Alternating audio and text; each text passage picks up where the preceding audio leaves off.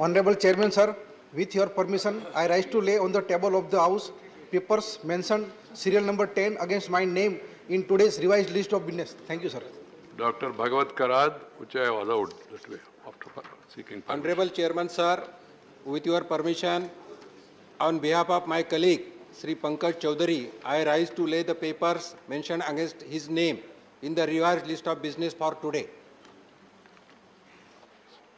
Message from Lok Sabha, Secretary General.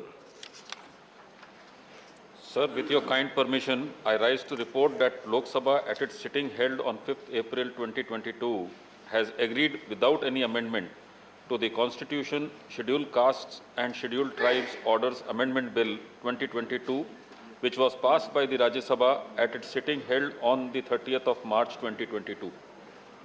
Report of the Committee of Privileges, Sri P. Wilson. Chairman, sir, with your permission, I rise to present the 72nd report in English and Hindi of the Committee of Privileges in the matter of breach of privilege arising out of allegedly casting aspersion on the Honorable Chairman, Rajya Sabha, by a member in a press interview. Thank you, sir. Report of the Department Head Parliament Standing Committee on Commerce, Sri Anil Desai. Sir, with your kind permission, I rise to lay on the table 169th report in English and Hindi of the Department-related Parliamentary Standing Committee on Commerce on action taken by the government on the recommendations, observations of the committee contained in its 161st report on review of the intellectual property rights regime in India. Report of the Department-related Parliament Standing Committee on Petroleum and Natural Gas, Sri A. Vijay Kumar. Thank you, Honorable Chairman, sir. I rise to lay the 13th report, Hindi and English version of the Standing Committee on Petroleum and Natural Gas as listed against my name in today's list of business. Thank you, sir. Statements of the Department-related Parliamentary Standing Committee on Communication and Information Technology, Sri Jawahar Sarkar.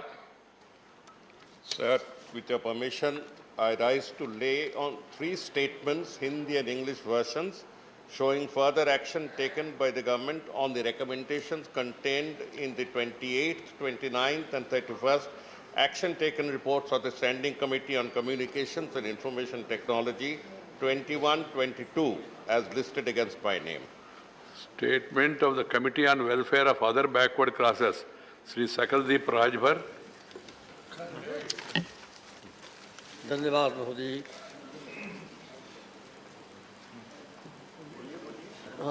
शिक्षा मंत्रालय से संबंधित PhD में प्रवेश और दिल्ली विश्वविद्यालय में शिक्षकों के नियोजन में अन्य पिछड़े वर्गों के प्रतिनिधित्व सुनिश्चित करने के लिए किए गए उपाय के संबंध में छठे प्रतिवेदन 17वीं लोकसभा में अंतर्विध सिफारिशों पर सरकार द्वारा दी गई कार्रवाई के संबंध में अन्य पिछड़े वर्गों के कल्याण संबंधी समिति के 14वें प्रतिवेदन 17वीं लोकसभा के अध्याय 1 में अंतर्विध सिफारिशों पर सरकार द्वारा आगे की गई कार्रवाई और अध्याय 5 में अंतर्विध सिफारिशों के संबंध में अंतिम उत्तरों को दर्शाने वाले अन्य पिछड़े वर्गों के कल्याण संबंधी समिति के विवरणों की एक प्रति अंग्रेजी और हिंदी में सभा पटल पर रखता हूँ। जय। Statement by minister Sadhvi Niranjan Jyoti ji. महोदय, मैं आज की संशोधित कार्यसूची में मेरे नाम के सामने उल्लिखित ग्रामीण विकास विभाग की प्रधानमंत्री आवास योजना ग्रामीण संबंधी स्थायी समिति के 16वें प्रतिवेदन में अंतर्विहित विभिन्न सिफारिशों के कार्यान्वयन की स्थिति के संबंध में एक वक्तव्य सदन के पटल पर प्रस्तुत करते हैं। Honorable members, I was so impressed yesterday about the discussion in the House on the 2 bills. One is the chartered accountant related issue.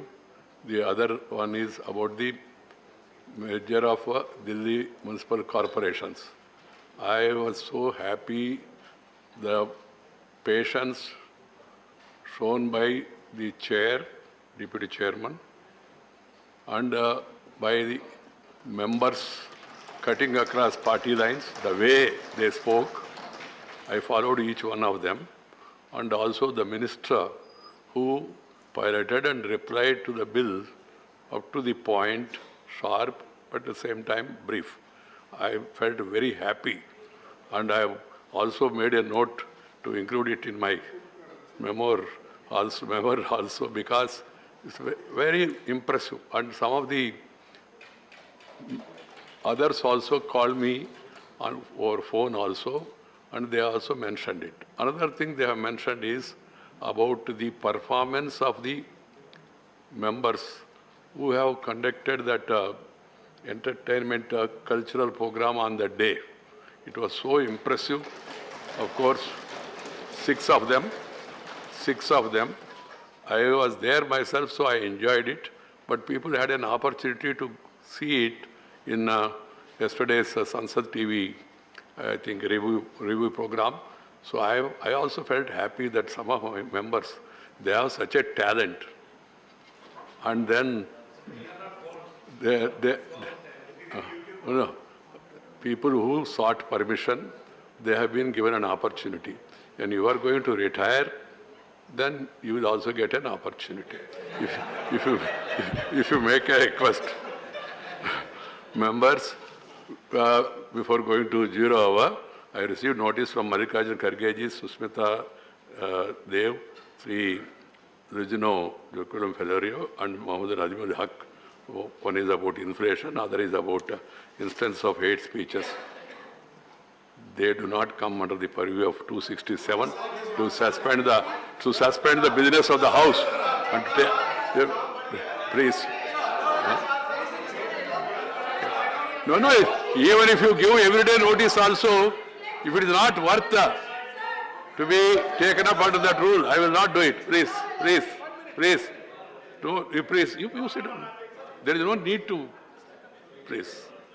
No, even LOP also, he can only mention, he cannot speak on this because others also, please. No, speech is one sentence.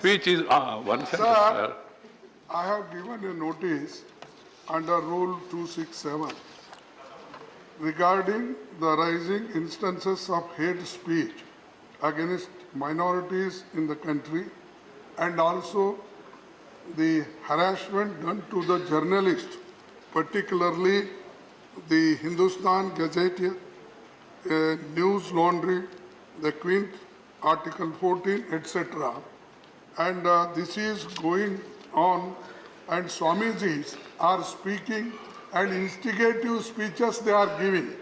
Not only that, the right from Haridwar to Delhi on Sunday, one Swami said that all Muslims should be butchered. And this will not go on record. No community name will go on record. Please, I have not. These are his words. No. We should not quote his words now if he has uttered a meaningless word. And they are creating, sir. Again, raising it in the House. And then having discussion who spoke what. That is not going to solve the problem. Thank you, Khargeji. So, I have not allowed, and nobody should indulge in hate speech against any community, minority or majority. Communities should not be taken into this thing, and nobody should make any speech against anybody. That's all. Sri Ajay Pratap Singh, please. Ajay Pratap Singh. Today, 23 0-hour mentions are there. Please cooperate. माननीय सभापति महोदय, भगवान राम भारतीय जनमन के रोम रोम में बसे हुए हैं। भारत की सभ्यता और संस्कृति के प्रतीक हैं। जहां प्रभु राम का नाम आता है, वहां पर संपूर्ण भारतवर्ष एकजुट हो जाता है। और इसीलिए भगवान राम की गाथा पूरे भारत में गाई जाती है, पूरे भारत में पढ़ी जाती है। आज रामायण के लगभग विभिन्न भारतीय भाषाओं में और विदेशी भाषाओं में मिलाकर 300 से अधिक संस्करण उपलब्ध हैं। भगवान राम का भव्य मंदिर अयोध्या में निर्मित हो रहा है। इसके लिए मैं आदरणीय विषय पे आ रहा हूँ सर। आदरणीय मोदी जी और उत्तर प्रदेश सरकार को बधाई भी देता हूँ। अयोध्या में उनकी जन्मस्थली के अतिरिक्त भगवान राम की जो लौकिक लीला थी, उस लौकिक लीला के संदर्भ में लगभग पूरे देश में 250 से अधिक स्थान हैं जहां पर भगवान राम ने कुछ समय व्यतीत किया है। उनकी स्मृतियां हैं। स्मृतियां श्रुतियों के माध्यम से हैं, किंवदंतियों के माध्यम से हैं। वर्ष 2015 में सरकार ने घोषित किया था कि हम रामायण सर्किट के माध्यम से इन स्थानों का विकास करेंगे। मैं सरकार से मांग करता हूं कि 2015 में जिस तरीके से सरकार ने घोषित किया था, इन सभी स्थलों का विकास करे। इसके विकास के माध्यम से न केवल आध्यात्मिक क्षेत्र में लाभ मिलेगा, धार्मिक क्षेत्र में लाभ मिलेगा, अपितु इन स्थलों के विकास के माध्यम से रोजगार और व्यापार भी विकसित होगा। मैं इस संदर्भ में नर्मदा माँ का भी स्मरण करना चाहता हूँ। माँ नर्मदा एकमात्र ऐसी नदी है कि जिसकी परिक्रमा की जाती है। परिक्रमावासी अनेक कष्ट उठाकर इस नदी की परिक्रमा करते हैं, तो माँ नर्मदा का परिक्रमा पथ ही विकसित किया जाए, जिससे परिक्रमावासियों के आश्रय की व्यवस्था हो सके, भोजन की व्यवस्था हो सके, उनके लिए अन्य सुविधाओं का सृजन हो सके। और माँ नर्मदा के किनारे पर अनेक नगर बसे हुए हैं, उन नगरों का गंदा पानी भी नर्मदा नदी में न जाए, इसके लिए भी सरकार को उपाय करना चाहिए। मैं सरकार से मांग करता हूं कि राम की लौकिक लीला के स्थलों पर और नर्मदा के परिक्रमा पथ पर विकास हेतु एक विशेष पैकेज की घोषणा करे। जिस तरीके से नमामि गंगे के लिए सरकार ने प्रयत्न किया है, वैसे इन दोनों समय समाप्त हो गया। Shrimati Jaya Bachchan and Sri Shiva to associate. Jayaji will take 2 minutes and then Shiva will take 1 minute. Okay. Thank you, sir. Sir, I'm a little embarrassed to have brought this notice for the 4th time in this house on manual scavengers. Sir, अभी थोड़े दिन पहले आपको पता होगा, आपने भी पढ़ा होगा कि कुछ लोग जो ट्रैप हो गए थे, वो उनकी तो जान चली गई, जो बचाने के लिए बेचारे गए थे उनकी भी जान चली गई। उसके ऊपर कोई क्लैरिफिकेशन नहीं है।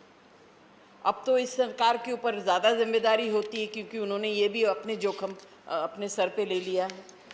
कल ही इसी का प्रस्ताव हम लोगों ने सबने इसके ऊपर बात की। Sir, according to the Employment of Manual Scavengers and their Rehabilitation Act of 2013 disallows all kinds of employment that force individuals to engage within human excretia manually, but data from the National Commission for Safai Karmachari reveal that in India, one manual scavenger dies every 2 days. That's 1,470 people have died cleaning sewer lines and septic tanks in the past 2 years, sir, which is really a shame. Due to lack of rehabilitation and reintegration program and rampant unemployment, manual scavengers are forced to return to work in inhuman conditions and for meager salaries. I also request the government through you, sir, to rehabilitate the manual scavengers and provide alternate employment opportunities to these people. Thank you very much. Shiva, you all can send your names, but Shiva, I have permitted him already because he's there. Sir, thank you, Chairman. 1 minute, Shiva. Sir, on the 10th of March 2022, it was reported that in Mumbai, 3 laborers who have been engaged for manual scavenging in a septic tank died because of inhaling the toxic fumes. As Madam Jayaji pointed out, though there is an act in place, the Prohibition of Employment for Manual Scavenging 2013, the lack of implementation of that act, and it mostly rests on with the law enforcement activities and the rehabilitation measures. Sir, one thing, sir, these laborers, they don't have any protective gear. They just tie a rope on the hip and get into that, and they hold their breath, sir. When they are not able to sustain the breath, they have to consume either the toxic water or the toxic fume, and they happen to die. So, sir, I would urge the government that 2 things have to be done. Mostly they are engaged by contractors. So stringent action must be taken against them who engage them violating the law. And second, rehabilitative measures is very much essential, which the government should concentrate. Jairam Ramesh. Thank you. Sir, the war in Ukraine has once again focused attention on the state of medical education in our country. Today, there are about 92,000 medical MBBS seats. 16 lakh young men and women give the exam year after year. That means 1 out of every 18 who gives the exam gets admission to a medical college in India. Now, unfortunately, sir, out of these 92,000 seats we have, just about 53% is government colleges. 47% is private medical institutions whose population has been increasing over the last years. Sir, the government came up with the NMC bill in 2017, and that bill said that the National Medical Commission will regulate no more than 40% of the private medical seats. No more than 40%. Means it could be 1%, it could be 40%. So the standing committee, under the chairmanship of Professor Ram Gopal Yadav, changed this to at least 50%. So no more than 40% became at least 50%. In 2019, this House and Parliament passed the National Commission Bill. It became the National Medical Commission Act, and there that at least 50% was changed to 50%. So today, 50% of the medical institutions in the private sector are subject to guidelines of the National Medical Commission. The Prime Minister has said that 50% of the private institutions will pay government fees. That is not a new announcement. That is the law that this Parliament passed. So my request to the government through you is that we must increase the population of government medical colleges. We must strictly regulate the fees of all medical institutions, including private institutions. Sir, the policy in private medical institutions is pay now, learn later. It should be learn now, pay later, because there is an acute shortage of medical doctors and public health professionals in this country. Sir, the belief that private medical education will form the foundation of medical education in this country is deeply flawed and deeply dangerous. And I want to bring this to the attention of the government through you, sir. Thank you. Thank you, Ramesh. See, whoever want to associate, please send a slip. Sri Abdul Wahab. I am now taking again the issue of transgenders. Our respected Shivji, in a private bill, he introduced here, and later it is taken by government. But what is the implication afterwards? Same things are continuing. They are the most neglected community in our society. Around 5 million people are there for some NGO reports, but some 500,000 only registered as these sort of genders. So I urge the government to take up this measure. In any of the family, if it is there, then only they feel the punch of that. They are totally neglected. That is why they are going outside. I was talking in unofficial talk with our professor, Yadavji, and Ruba, our Honorable Minister, Rubala, Honorable Minister. They are all telling that they are harassing. But how they are harassing? Because of their exclusion from the community. They are forced to harass other people. But government of India, in Asia, we are the most neglecting people, this transgender. So I am urging the government to take all the data. Now people are not giving the census. They are not ready to give their original status. So many reasons are there. Don't take just like what they are doing in the, streets or sometime some places. They are harassing, of course. But it is because of negligence from our side. So I urge the government to do maximum possible. Only few people. Few people, not 5 million is not a big thing in 130 crores. So, sir, I am not taking much. Please look into this case.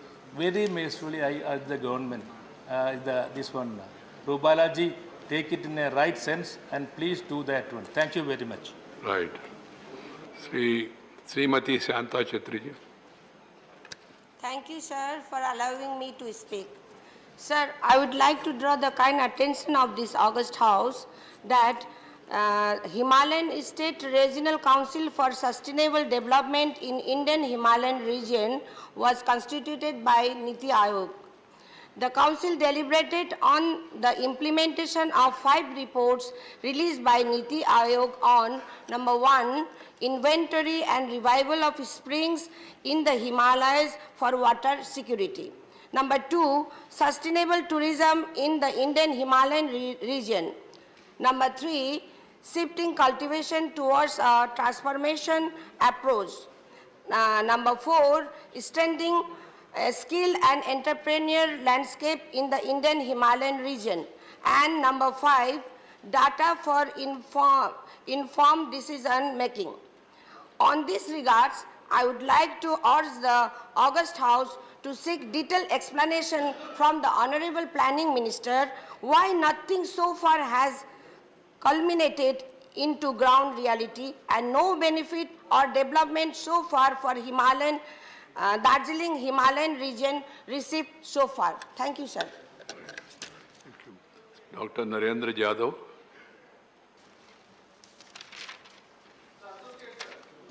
Send the name. Send your name by slip.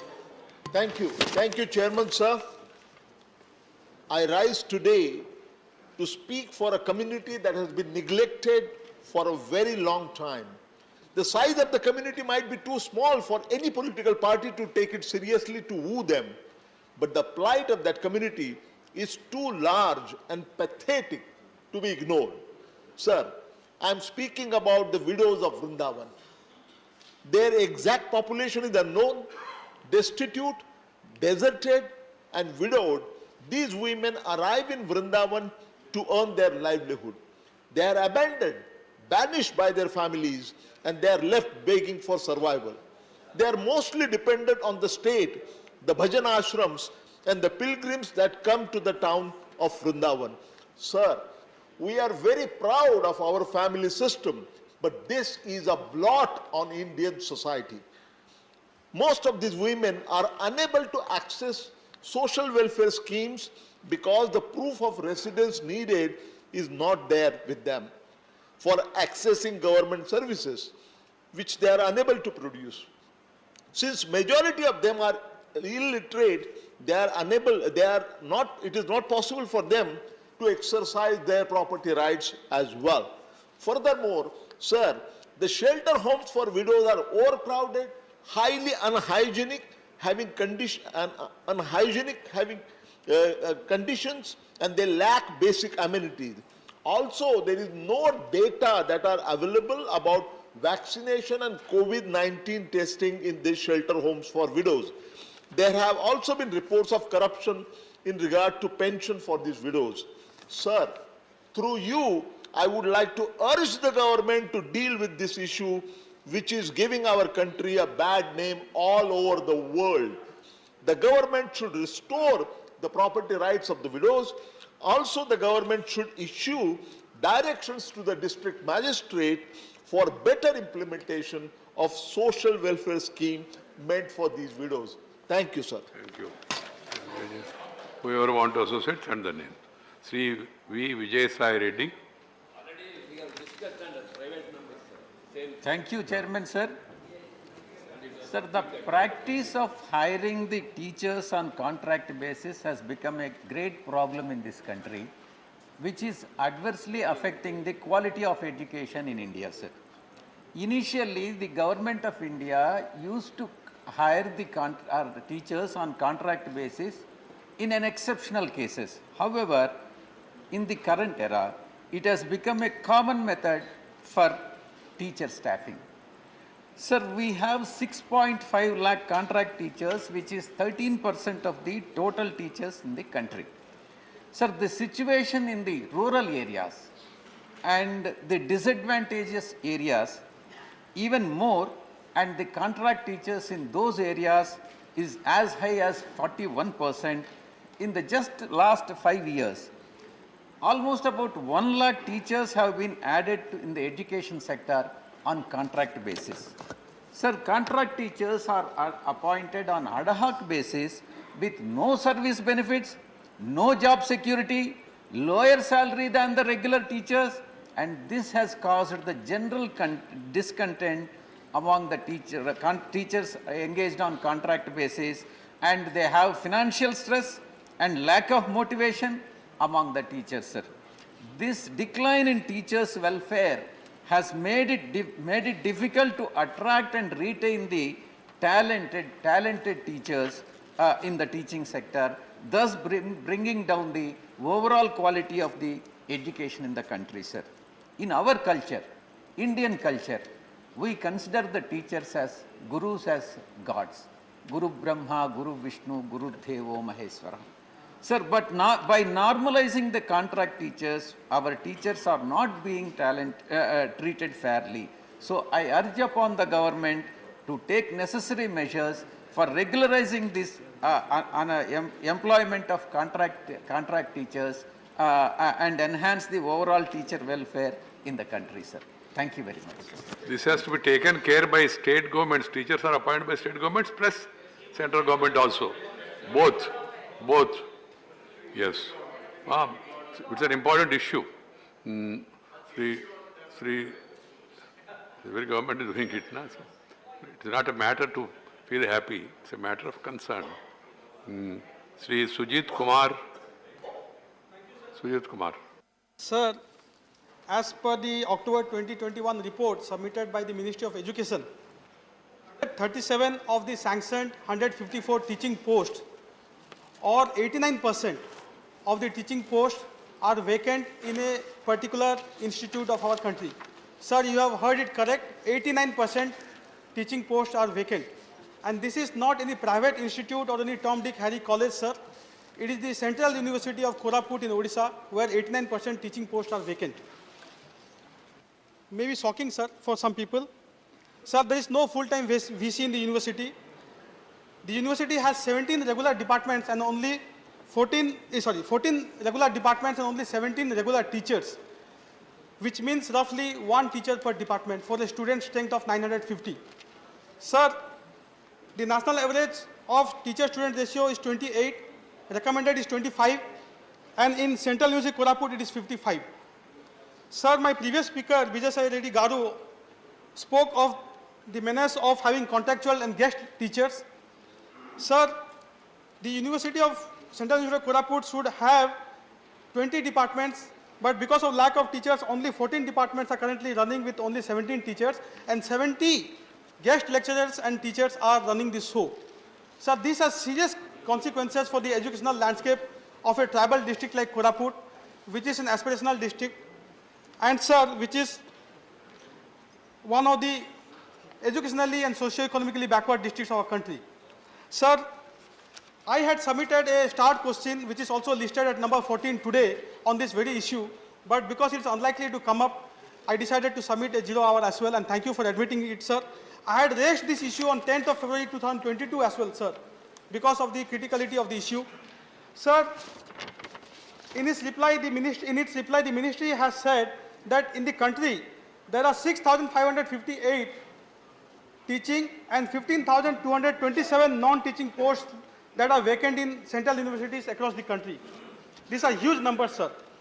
But, sir, I must compliment the government that for the first time since independence, the educational budget provisions have crossed 1 lakh crore.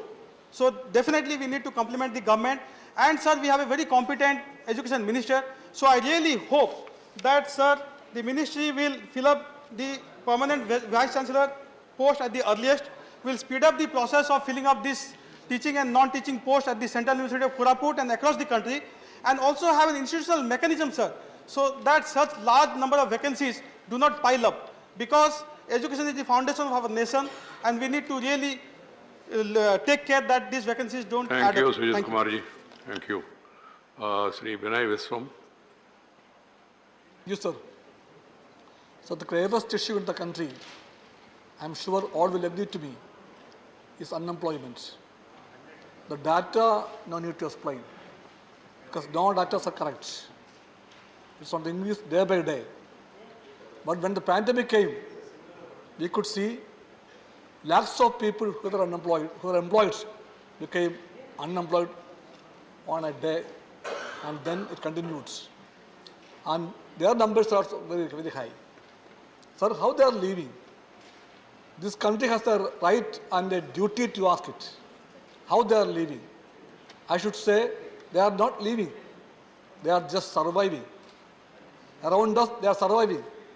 In this Amatkal of India, lakhs of people, maybe crores, living in a difficult situation, has the right to ask us for whom we are running this country, for what we are ruling this country. Forget the politics. Sir, cutting across all the political spectrum, the people are having this problem, unemployment to these people. So the pandemic affected people and their numbers are becoming higher and high. I believe that the government has a duty to think of them. I suggest the government, request the government to make a plan to support them, to give them some wages of support. Of course, that also is a must. Publish an employment calendar and give them a support base and give them a wage system and urgently depute a committee to look into the matter, and that committee should come with a report with minimum time, maybe 3 or 4 months. And in this way, we have to be with them. The country has to tell them that they are not forgotten. The country is with them. With these words, I request you and the government to take the matter very seriously. Thank you, sir. Please. Now you realize the importance of 0 hour and its utility also. Please see to it that 0 hours are not disturbed. To all. Dr. M. Thambidore. Thank you, Chairman, sir. Through you, I request the government of India to restore the Kachethi issue to safeguard the rights of fishermen of Tamil Nadu. Since unilaterally ceding the Kachethi to Sri Lanka under the Indo-Sri Lankan Marine Agreement in 1974, the safety and livelihood of Tamil Nadu fishermen have been at the stake. Sri Lankan Navy firing upon their boats, injuring and killing of fishermen and seizing their boats and fishing nets have been going endlessly. Many times are fishermen brutally beaten and put in the Sri Lankan prison illegally. That is why our late former Chief Minister, Prachitalavi Amma, went to the court, the Supreme Court in 2008 to declare Indo-Sri Lankan Marine Agreement 74 is illegal. Repeated assurances of the government at the center and diplomatic level talks did not deter Sri Lankan Navy for attacking the fishermen. Our late Tamil Nadu Chief Minister Prachitalavi Amma and now former Chief Minister of Tamil Nadu Edappadi Palaniswamy has written so many letters to the central government to requesting that this has to be solved quickly. Shivaji. Sri Lankan Navy unilaterally resented all bilateral provisions of the agreement that protect the traditional fishing rights of fishermen. Therefore, I appeal to our government through you, sir, to rescind the Indo-Sri Lankan Maritime Agreement and take back Kachethi, which is the part of our Indian territory, which is unnecessarily given to the Sri Lanka. This is the appropriate time. Government has to interfere and see that to get back our thing and save the Tamil Nadu fishermen, sir. Thank you very much. Thank you. There is no controversy in this. You wanted to add one more former Chief Minister's name? No.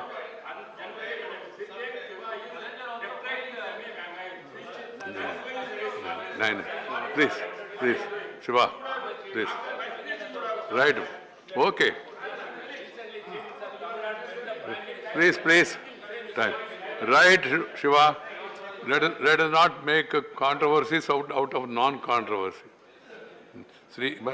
Srimati, please, no comment, no side comment. Please try to understand each other's point of view. If you have difference of opinion, at an appropriate time you can express it also. Srimati Priyanka Chaturvedi. Much Honorable Chairman, sir. When I called Priyanka Chaturvedi, I found Srimati Kanimoji is standing, so I was... You know, your colleague is saying something. All the Srimatis were confused, sir. All Srimatis. No, she got a point. She was in the front, this row. That's why otherwise... Sir, I would want to draw the House's attention towards some sections of the Hindu Succession Act not being in favor of women. Under the gender-based rules governing the devolution of property, the relatives of a woman's husband have a stronger claim to her property than her parents and siblings. However, this is not true of the property belonging to a man. The present scheme of devolution keeps all the man's property within his natal family.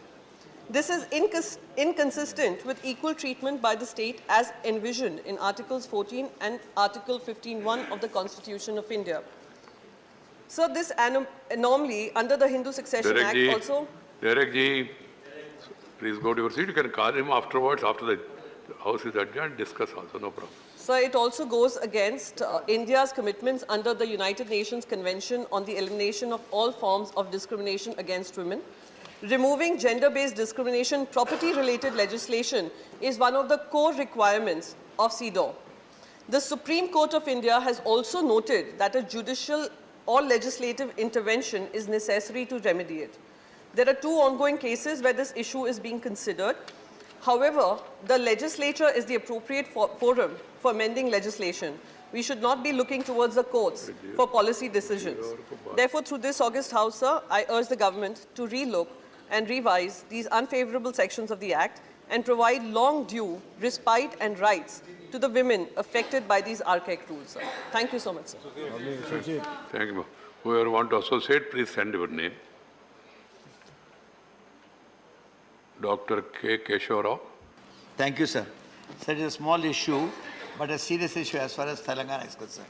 Sir, you know Adilabad, the most backward districts in the country, and it has a 48% of the tribal population in an ordinary state.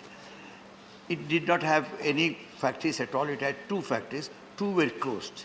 One, after a very great struggle, the paper factory had come back. Now there is a cement industry, ICC. What we are saying is it is also closed. First it fell sick, then it was later closed.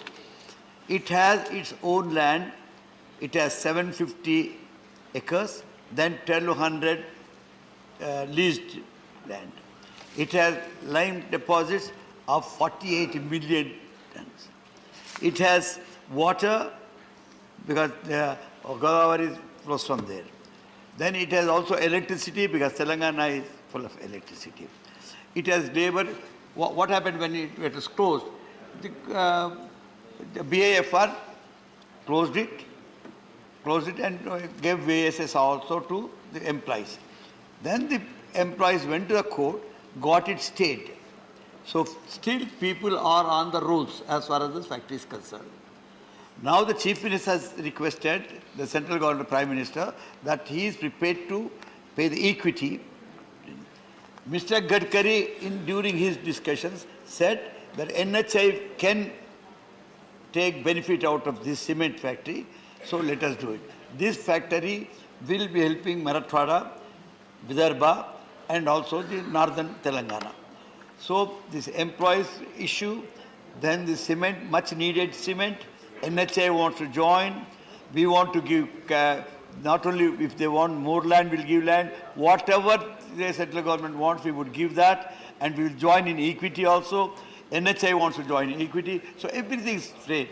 So let us try to concentrate on this and try to revive it, because in the court, still the people are on the rolls. That means they are employees, They did not take their money back. Thank you, sir. Thank you, Keshavarao ji. Sri Kailash Soni. माननीय सभापति जी, आपके माध्यम से लोक स्वास्थ्य के, लोक महत्व के अत्यंत व्यवहारिक पक्ष की तरफ आपके माध्यम से सदन का और सरकार का ध्यान आकर्षित कराना चाहता हूं। अभी कोविड में अनुभव आया, बहुत से प्रांतों के समाचार छपे, वेंटिलेटर से लेके अन्य सारे यंत्र हमारे इसलिए खराब हो गए कि मानव संसाधन नहीं था।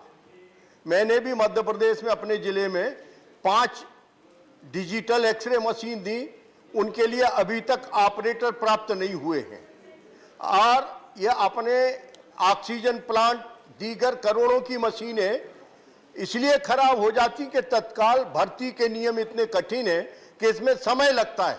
आपके माध्यम से सरकार को निवेदन करना चाहता हूं कि तत्काल थोड़े समय के लिए ये एमपी लैड्स में ये विधान कर दिया जाए। मैंने राशि दी थी, प्रावधान न होने के कारण वापस आ गई।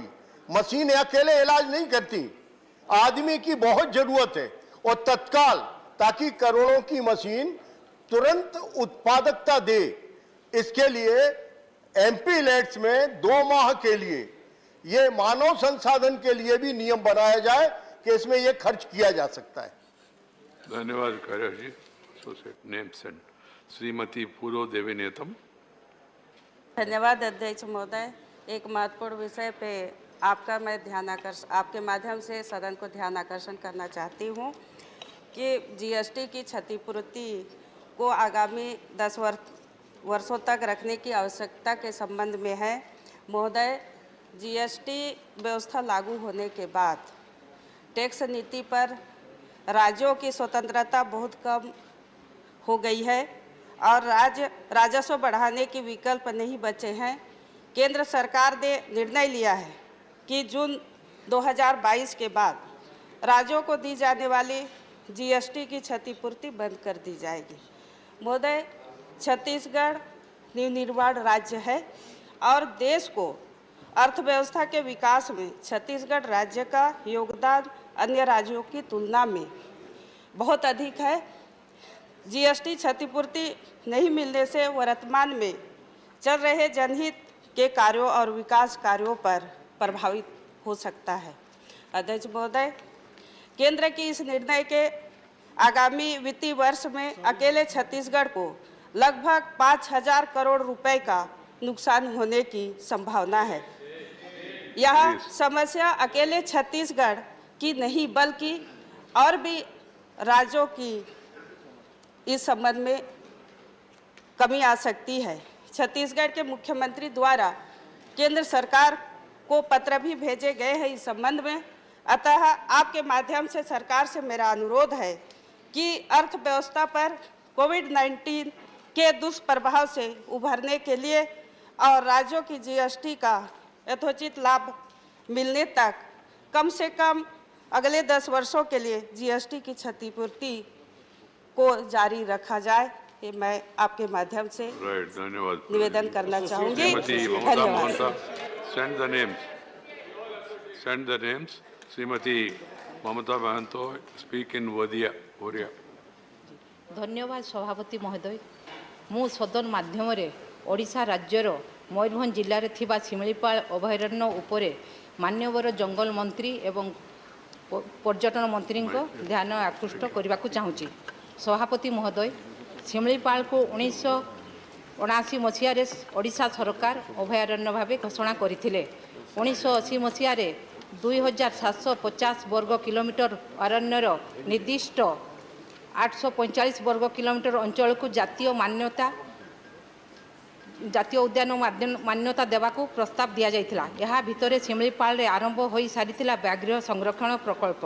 एथि निमंते एठाकू बाहर आसुथिबा अधिकारी को साहाय्य सहयोग पाई केतेक स्थानीय लोकंकु आनी विभाग पक्षरु कोर अंचल रे रखा जाइथिला, किंतु उक्त अभयारण्यर कोर अंचल को जनबसती शून्य करा जाई नथिबारु ए पर्यंत शिमिलीपाल एक प्रस्तावित जातीय उद्यान भाव रही जाइछि। एणु तुरंत शिमिलीपाल को जातीय उद्यान रे मान्यता दिया जाऊ। सेहीपरि पर्यटन विभाग शिमिलीपाल रे पर्यटन शिल्प प्रतिष्ठा पाई उद्यम करा जाऊ, कारण एठारे पर्यटन शिल्प प्रतिष्ठा हेले जिल्लार शिक्षक बेकार युवक युवती नियुक्ति पाइबे।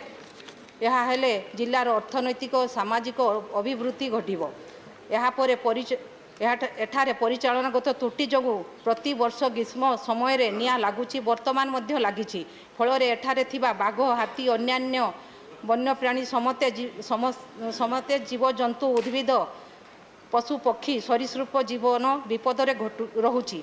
शिमिलीपाल संपर्कित खबर जातीय गणमाध्यम न आसिबा दुखर विषय। गत वर्ष मु निजे शिमिलीपाल निया लिभाइबारे उद्यम करिथिली तेबे एठारे निया लागिबा मनुष्यकृत होइथिबारु एहार स्थायी समाधान दिगरे पदक्षेप निया जाऊ जहा फଳରେ परिवेश बंचिबो ओ आमे मध्य बंचिबा तेणु मु सदन माध्यम रे निवेदन करूची एहाको गुरुत्व सहित विचार करी स्थायी समाधान करा जाऊ एवं शिमलीपाल को जातीय उद्यान मान्यता दिया जाऊ। धन्यवाद। The translation, simultaneous translation is there. That's why. Sri Madam Dora Sen. Thank you, Chairman, sir, for allowing me to speak on my subject of 0 hour, demand to save the jute industry of our country by the central government. हम देश की और बंगाल की एक traditional industry jute industry के बारे में बहुत इम्पोर्टेंट कुछ इधर बोलना चाहते हैं सर। रॉ जूट एक नेचुरल फाइबर है और बायोडिग्रेडेबल है, इको फ्रेंडली है, एनवायरनमेंट फ्रेंडली भी है। इसमें कारपेट से लेकर जियो टेक्सटाइल तक डाइवर्सिफिकेशन के भी स्कोप भी है जूट बैग के अलावा। और जियो टेक्सटाइल रास्ता से लेकर रिवर बैंक को भी लॉन्जिविटी बढ़ा सकते हैं और जूट मटेरियल को एक्सपोर्ट से फॉरेन करेंसी रेवेन्यू अर्निंग भी हो सकता है। भारतवर्ष एक कृषि प्रधान देश है सर और जूट एक एग्रो बेस्ड इंडस्ट्री भी है और एग्रीकल्चर से इंडस्ट्री इंडिया हमारे भारतवर्ष सेल्फ सफिशिएंट भी है दोनों तरफ से जूट में। और जूट इंडस्ट्री लेबर इंटेंसिव भी है।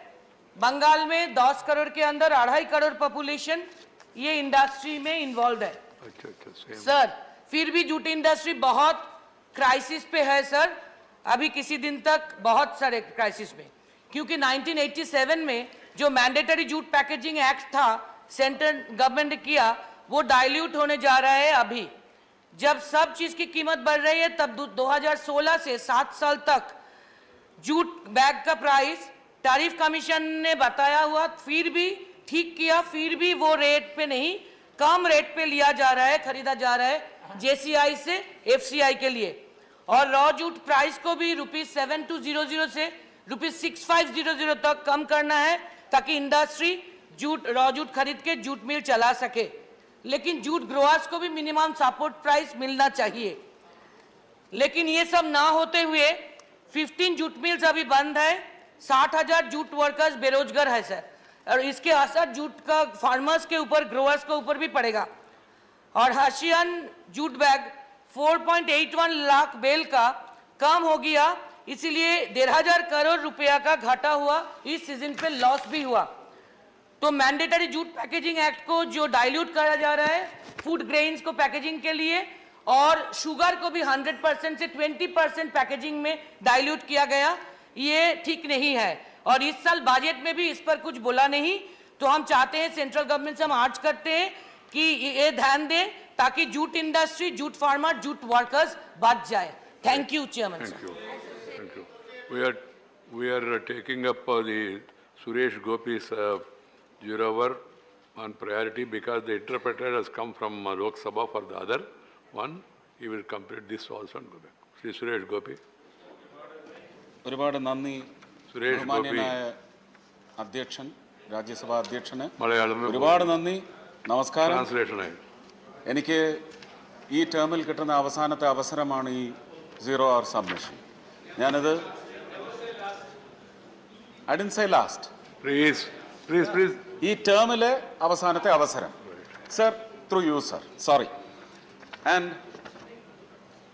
ഇത് മലയാള ഭാഷയുടെ പിതാവ് തുഞ്ചത്ത്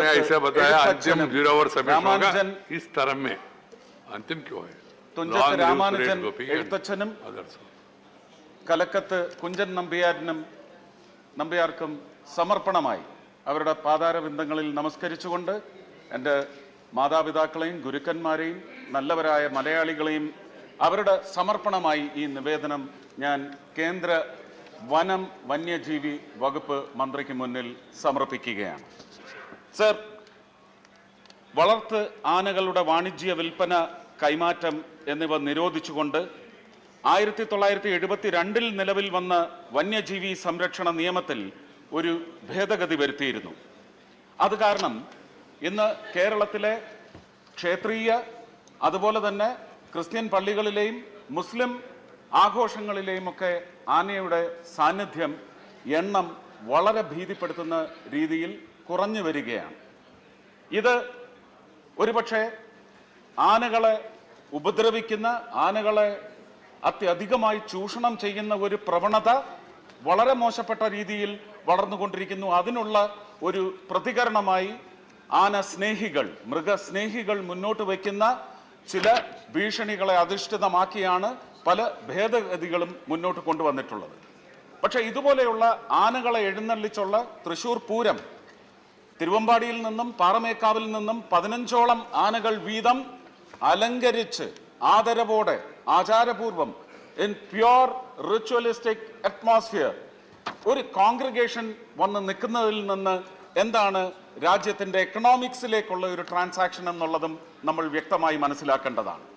ആനകളുടെ എണ്ണം കുറയുന്നതനുസരിച്ച് ആനകൾ ഉള്ള ഇടങ്ങളിൽ നിന്ന് ട്രെയിലറിലും ലോറിയിലും കയറ്റി വളരെ മോശപ്പെട്ട അവസ്ഥയിൽ അതുങ്ങളെ കൊണ്ടുപോകുന്നതിലുള്ള ദ്രോഹം ഒഴിവാക്കാൻ ഞാൻ കേന്ദ്ര സർക്കാരിനോടും ബഹുമാന്യനായ പ്രധാനമന്ത്രിയോടും മലയാളികൾക്ക് വേണ്ടി മാത്രമല്ല ബീഹാറിലെ സോൻപൂർ മേള അടക്കമുള്ള വേദികൾക്ക് വേണ്ടി ഞാൻ അപേക്ഷിക്കുന്നു. ഈ നിയമങ്ങളിൽ ഗണ്യമായ മാറ്റം വരുത്തണം.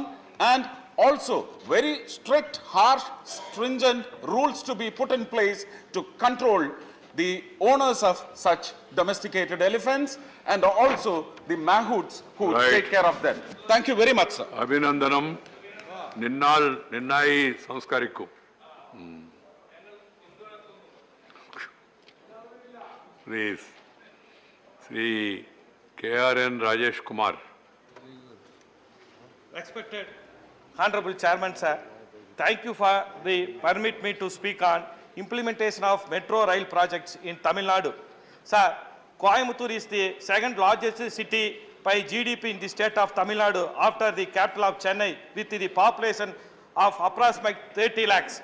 Apart from local traffic, the people from the neighboring district and travels to Coimbatore city for work, education and medical needs. The technically 15 into 20 lakhs people commute daily in the around of Coimbatore for the above purpose. Considering these aspects, the state government of Tamil Nadu proposed for the metro rail project in the Coimbatore city. The feasibility study and detailed project report is completed and the state government of Tamil Nadu had allotted 6,670 crores. So far, the coordination support between the Ministry of Housing and Urban Affairs Government of India, the state government of Tamil Nadu is remarkable. However, I request the Ministry of Housing and Urban Affairs to provide the central financial assistance as early as possible to initiate the execution of the Coimbatore Metro Rail project, the fastest growing tier 2 cities in state of Tamil Nadu such as Madurai, Tiruchi, Tirunelveli and Salem also expecting the metro rail options owing to its necessity and economic performance. Kindly consider this project as the state government of Tamil Nadu is eager to implement this project with necessary support in both financial and execution levels. Nandri. Nandri, yeah. I hope that everybody will start speaking in their mother tongue.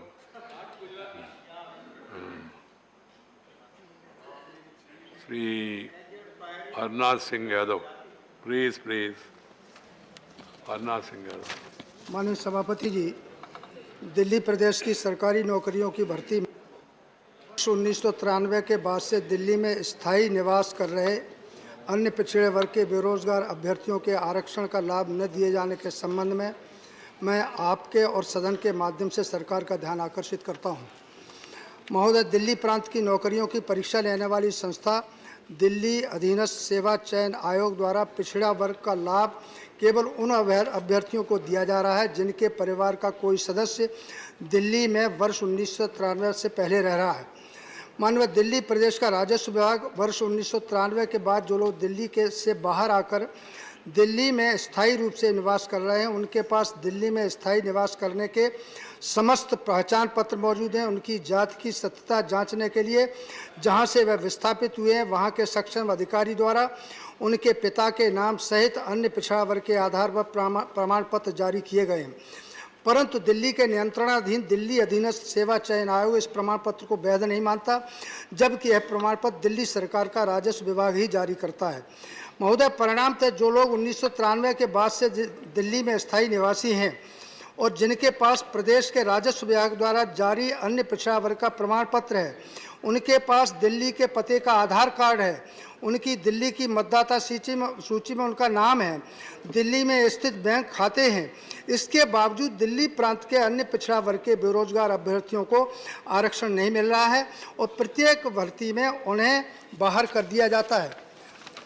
माननीय, मैं आपके माध्यम से भारत सरकार से, विशेषतः माननीय प्रधानमंत्री जी से मांग करता हूं कि अन्य पिछड़ा वर्ग के अभ्यर्थियों के साथ हो रहे इस अन्याय को गहराई से देखें और आवश्यक कार्रवाई कर उनका हक उन्हें दिलाने का कष्ट करें। अरनाथ सिंह जी, धन्यवाद। Shri GC. Chandrashekhar. Not there. Can you give tomorrow, sir? Because already is 12 o'clock. Right. Sri. Shall I speak, sir? Selva Ganapati. Sir, I'll speak, sir. No. Sir, thank you, sir. Sir, in the country, the cooperative movement. Right. Okay. Sir, in the country, the cooperative movement started with the aim of better living, business and farming. But today, it is sad to note that the motto is going for... Chandrasekhar, conclude. 12 o'clock is question hour. Question. Sir, it will be... Today... Sir, at least give me tomorrow, sir. Please. Don't bargain. You can write to me last again. 2 days it is happening. You can write to him again. You said you write to 361. This is Chandrasekhar. आपका एक सवाल है. Chandrasekhar, your question. There will be lunch break today. question number 361. 361. Question number 361. First supplementary, माननीय G.C. Chandrashekhar ji. Sir, Anganwadi and Poshan 2.0 scheme, umbrella program under ICDS, to which rupees 20,263 crores has been budgeted. Last year's revised estimate was rupees 20,000 crores, which is just 0.5% increase and a decrease by 4,294 crores in comparison with the budget estimated compared to last year. Sir, as per the RTA reply from Ministry of to Ministry, in 2021 November, 33 lakh children are malnourished and global hunger index ranks in India at 101 out of 116 countries. Please put your question. With the growing food inflation, WPI stands at 10.33% and GPI at 5.43%. Please put your question. Sir, how is the department going to handle with a very small rise of budget? Please. To the honourable member to correct the figures that he has quoted with regards to increase in budget, as has been enunciated time and again in this House, and if the member may so desire to reflect on part B of the answer already given to him, he may see that the budget is increased by 10%. I would, however, like to inform through you, sir, to the honourable member that the portion tracker methodology of digitally tracking the performances of Anganwadis, including measuring our children as per WHO standards, I can share through you, sir, that for the month of February, when over 1 crore children were weighed as per the WHO standards, the number of children found to be SAM children is close to 2%, which is much less than the number that has been enunciated by the honourable member. We have reached out to a third party, which is namely the Indian Academy of Pediatrics, to ensure that these numbers are validated. And I hope the member can, with due respect to him, reflect on the answer given, which is sufficient with regards to the response. Thank you. Second supplementary. Second supplementary, which is very important, madam.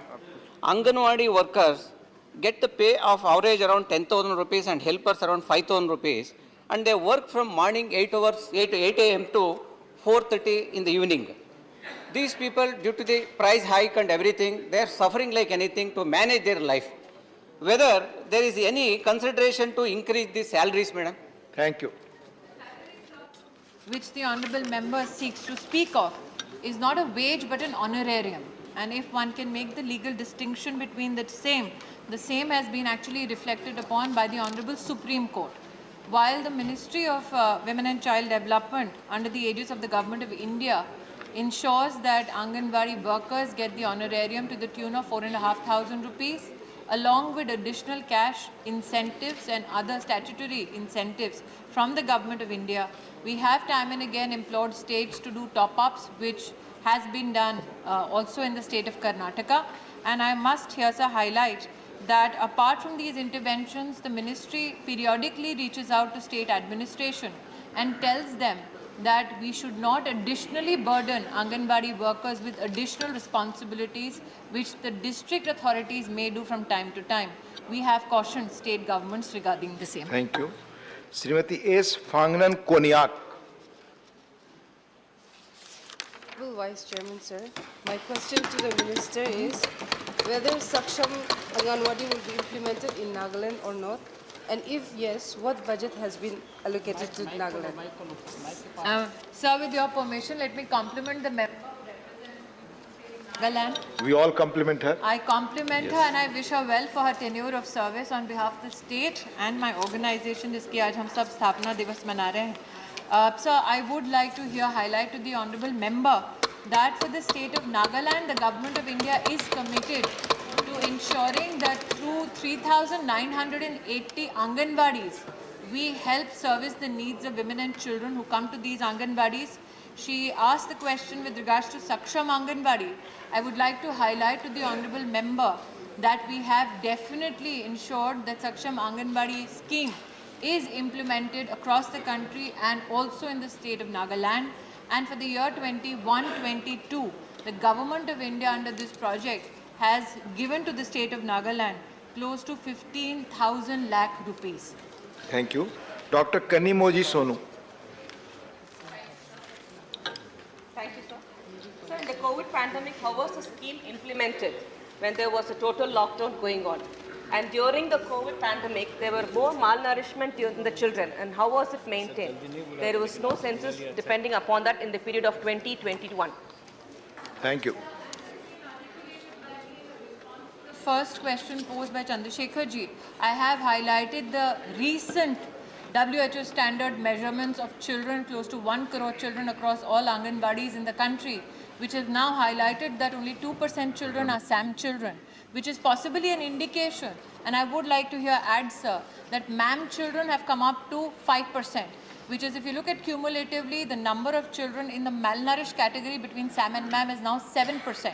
And if you look at, sir, the last NFHS data, where the amount of such children is positioned at 19%, in fact, it is a compliment to the efforts of state governments and the collaboration that they have done with us at the Government of India, that you see a decline in that percentage from 19% to now 7%.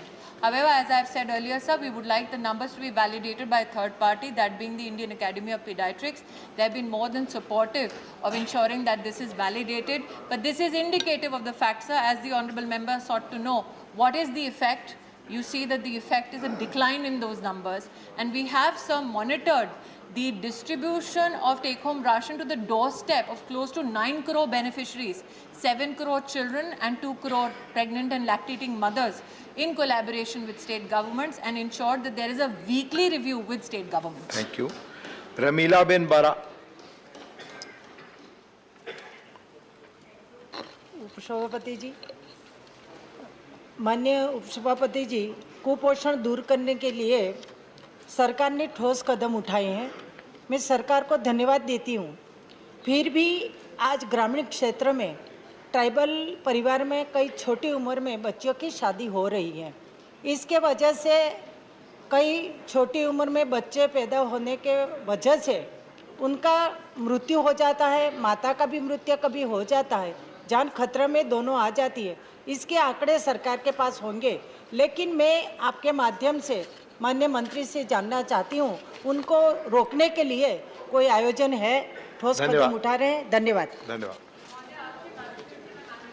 संसद को अवगत कराना चाहती हूँ कि पोषण अभियान समन्वय है भारत सरकार में 18 भिन्न भिन्न मंत्रालय और विभागों का, जिसमें मिनिस्ट्री ऑफ ट्राइबल अफेयर्स भी सम्मिलित है. जो माननीय महोदया ने उल्लेखित किया इस सदन में, वो अपने आप में हम सबके लिए चिंता का विषय है. एक तरफ भारत सरकार पोषण अभियान के माध्यम से विशेषतः ट्राइबल संभागों में भी हमारी बेटियों को, महिलाओं को, बच्चों को हम सुपोषित कर पाएँ, इसका अभियान चला रहे हैं। लेकिन दूसरी ओर जो फंडामेंटल इन्होंने प्रश्न किया कि छोटी और नाबालिग उम्र में बेटियों की शादी हो जाती है, इसी के परिवेश में भारत सरकार ने जो एज ऑफ मैरिज है उसमें प्रस्तावना की है, जो दूसरे सदन में लंबित है, उसमें प्रस्तावना की है कि हम बेटियों की शादी की उम्र को बढ़ाएं। धन्यवाद। Question number 362, Shrimati Shanta Chhetri. Sir, my question is please माननीय 362. मंत्री जी, अब पटेल पर रखा है। पहला supplementary Shanta ji. Sir, through you, what are the steps taken so far to provide quick medical access to accident victims in National Highway? Sammaniya Speaker Mahoday, total of 710 ambulances have been deployed of NHI across 732 toll plazas. These ambulances attended to a total of 37,300 calls in year 2021-22. Regarding incident management has been deployed on the national highway stretches, where already we have given the facility of ambulance, crane and route patrol vehicle at 28 toll plaza in West Bengal. The helpline number is 1033 is created for emergency purpose for road users, and now we are developing 6 wayside amenities at every 40 km along national highway and expressway, and more than 600 wayside amenities will be developed across 22 states of country in 2020. Before 2024 we will complete it, and there is a facility for drone landing and helicopter landing. The helicopter ambulance also can be useful because taking that patient to the hospital, it can be possible at due course of time we will take it to the hospital. We are constantly very much worried about the accident rate. We have 5 lakhs accidents and 1,50,000 deaths. We are trying our level best that how we can remove the black spots, and actually that is the need of the hour. With the cooperation of state government and people by and large, our main important task is how to reduce the number of accidents in the country. We are working on that line. Second supplementary, Shanta ji. Sir, my second supplementary question is whether the government wishes to involve private hospitals in setting up trauma centers in National Highway. Thank you. Thank you for being very brief to the point. Speaker Mahoday, presently we don't have any scheme for involvement of private hospital, but this is a good suggestion, because actually in our department we are only offering land, and the hospital is going to develop by the public health department. But actually about considering the experience, it can be a good suggestion. For future, government will definitely consider that. Lieutenant general retired doctor DP Vats ji, question Bengal पर है, तो आपका सवाल बंगाल से जुड़ा है? मेरा अगर नहीं है तो हम दूसरे सदस्य। ये सभी से जुड़ा हुआ है सर, जनरल सवाल। Please please, if it's a specific on Bengal, please. माननीय mister P Wilson, your question is related to Bengal. Honorable Minister will answer. Thank you, Chairman, sir. Honorable Minister, how far your ministry is encouraging both state government and hospital sectors for establishment of multi-speciality hospital with trauma care facilities alongside of national highways? Why not a sign board or a display board provided national highways indicating Honorable the P. distance Wilson of ji, the this question hospital? relates to West Bengal, please. No, but he Please. can answer. This is relating Please. to health, life. Please, please. In general. Please माननीय संजय सिंह जी, बंगाल से संबंधित सवाल। बंगाल जो नियम आप सबने बनाया मैं उसका पालन कर रहा हूँ। बंगाल से संबंधित सवाल। अभीर रंजन विश्वास जी, अभीर रंजन विश्वास, अभीर रंजन जी, please. Thank you, sir. Sir, I would like to know, as per the reply given by the Honorable Minister, there is a trauma center at Islampur Sub-Regional Hospital in Uttar Dinajpur along the National Highway 34, and the next closest is the Murshidabad Medical College, and the distance between these is quite a few hundred kilometers. I would like to know, district Malda is in between where there is, and also Dokhin Dinajpur. I would like to know whether the government plans to have any trauma centers there. Thank you. Sir, in the West Bengal, we have 28 toll plaza where the ambulance, crane and route patrol vehicle is available. There are some hospitals already in West Bengal, but our experience is not good. Because we are starting, when we start the hospital, we need cooperation from the health department of state government. And at the same time, we need to take the decision with the guideline of the health ministry of government of India. But there is a good suggestion. If on the national highway, if the private doctors, if the orthopedic surgeons, if they want to establish their trauma center there, it can be a good scheme where government, my ministry will support them regarding development of trauma center there, and it can be more useful. Sir, one thing which I want to recognize here in the house, that in Tamil Nadu, actually they reduced the road accident by 52%. Now this is the time that I understand, I appreciate that we need ambulance, we need all type of facility. But same time, I will request all of you that if we can reduce the number of accidents, it can be a great achievement. Now the just government has submitted one plan we are going to the cabinet from World Bank cooperation of 14,000 crore. We are improving black spots which are responsible for road accidents, and somewhere the cooperation from the people and the state government, I am confident that we can reduce the number of accidents. That is exactly the main cause where we need to concentrate more. But at the same time, the coordination between the state health ministry and central, it is difficult.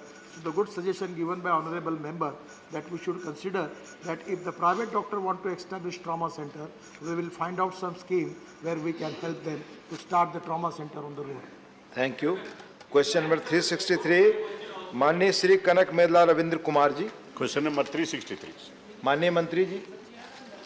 सभापति महोदय, उत्तर सभा पटल पर रखा गया. First supplementary.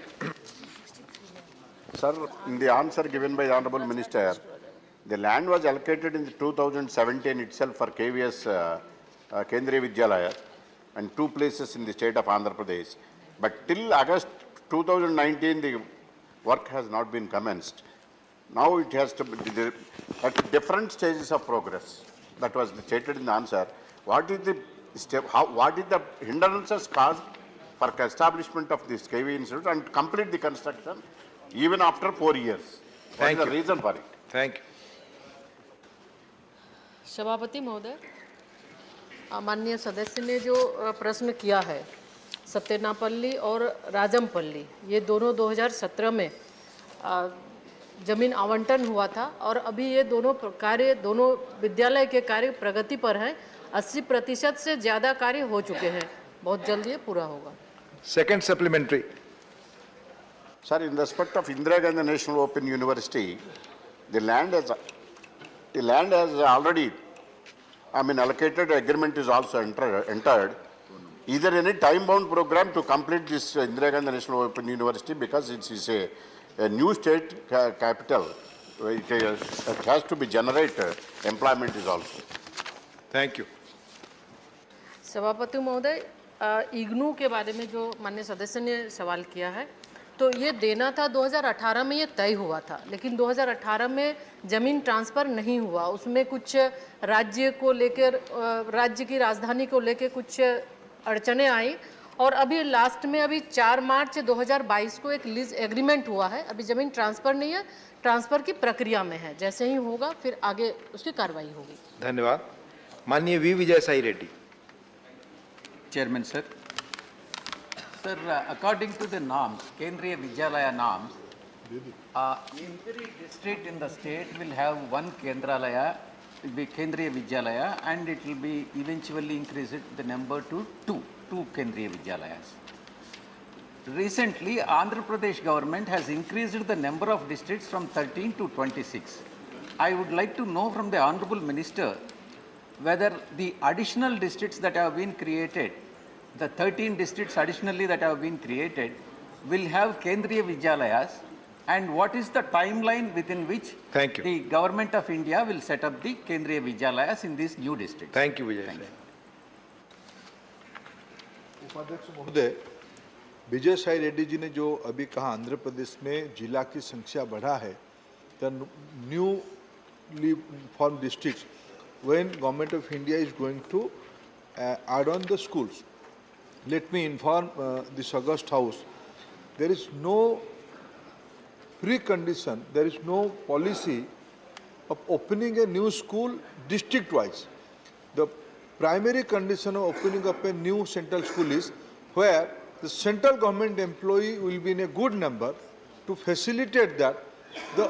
This is the primary criteria of opening up the new central school. So, district-wise central school is not a policy of Government of India. Thank you. Susmita Devji. Question है आंध्र प्रदेश मैं सुस्मिता आंध्रा का ही पूछूंगी sir. Please मैं मंत्री जी से ये पूछना चाहती हूँ कि apart from government departments and state departments sir, one important sector is the public sector undertaking, which also has Kendriya Vidyalayas for employees. So, public sector undertaking, many are being sold, and the education of those children are hanging in the middle. Assam में ऐसे बहुत cases है, कच्चा paper मिलकर। आंध्र में, हाँ, आंध्र का बताइए। क्या आंध्रा में ऐसे कोई पब्लिक सेक्टर अंडरटेकिंग्स है? धन्यवाद। जहां आपने उसको बेच दिया है और केंद्रीय विद्यालय बंद होने के कारण उन बच्चों के एजुकेशन सफर हो रहा है। धन्यवाद। ऐसा कोई जानकारी हमारे पास नहीं है कहीं खुलने का या बंद होने का। केरला में एक इश्यू ऐसा है, लेकिन आंध्र में ऐसा कोई जानकारी नहीं है। धन्यवाद। माननीय थंबेदुरई जी, question is on Andhra. Yes, I am, because Andhra is near. No, sir. Thank you. Sorry. Question number 364. Sir, please. It's on Andhra. Andhra, yes, I am going to answer. Please. Sir, land is the state subject. That is what our Andhra members raised. The land is given by the government to the Kendriya Vidyalaya. Because they are asking, when they are asking Kendriya Vidyalaya in Andhra also, they want land. Land is state subject. Therefore, when they are giving the land in Andhra, whether government is, why can't they start immediately? They are delaying, that is what our members are raising. Thank you. Whether the minister will come forward to implement that program early. Answer of my colleague, Government of Andhra Pradesh has given land in 17-18. 80% of those two schools has completed. This is our polite answer. Question number 364, Honorable Sri K.C. Venugopal ji. K.C. Venugopal ji, नहीं है. Supplementary. Sanjay Seth ji.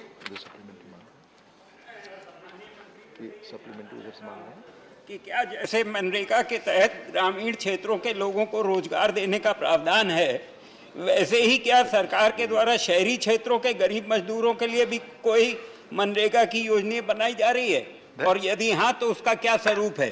धन्यवाद संजय जी। ग्रामीण इलाकों के लिए, शहरी इलाकों के लिए नहीं। माननीय शक्ति सिंह गोहिल।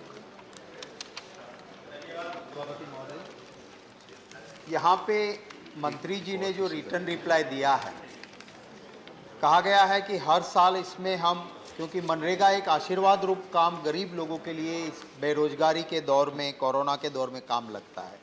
मंत्री जी ने जो रिटर्न रिप्लाई दिया है उसको देखते हुए हर साल जो बढ़ोतरी होनी चाहिए, the statement given in about 2020, 21, 22 and 22, 23, उसमें 2 रुपया, 4 रुपया, 5 रुपया ऐसी बढ़ोतरी सिर्फ हुई है। तो मैं पूछना चाहता हूं मंत्री जी को कि जब गैस का सिलेंडर 410 का 1000 हुआ है, पेट्रोल 100 के पार है, महंगाई बहुत है, तो इसमें ज्यादा बढ़ोतरी आप करना चाहते हो या नहीं? धन्यवाद।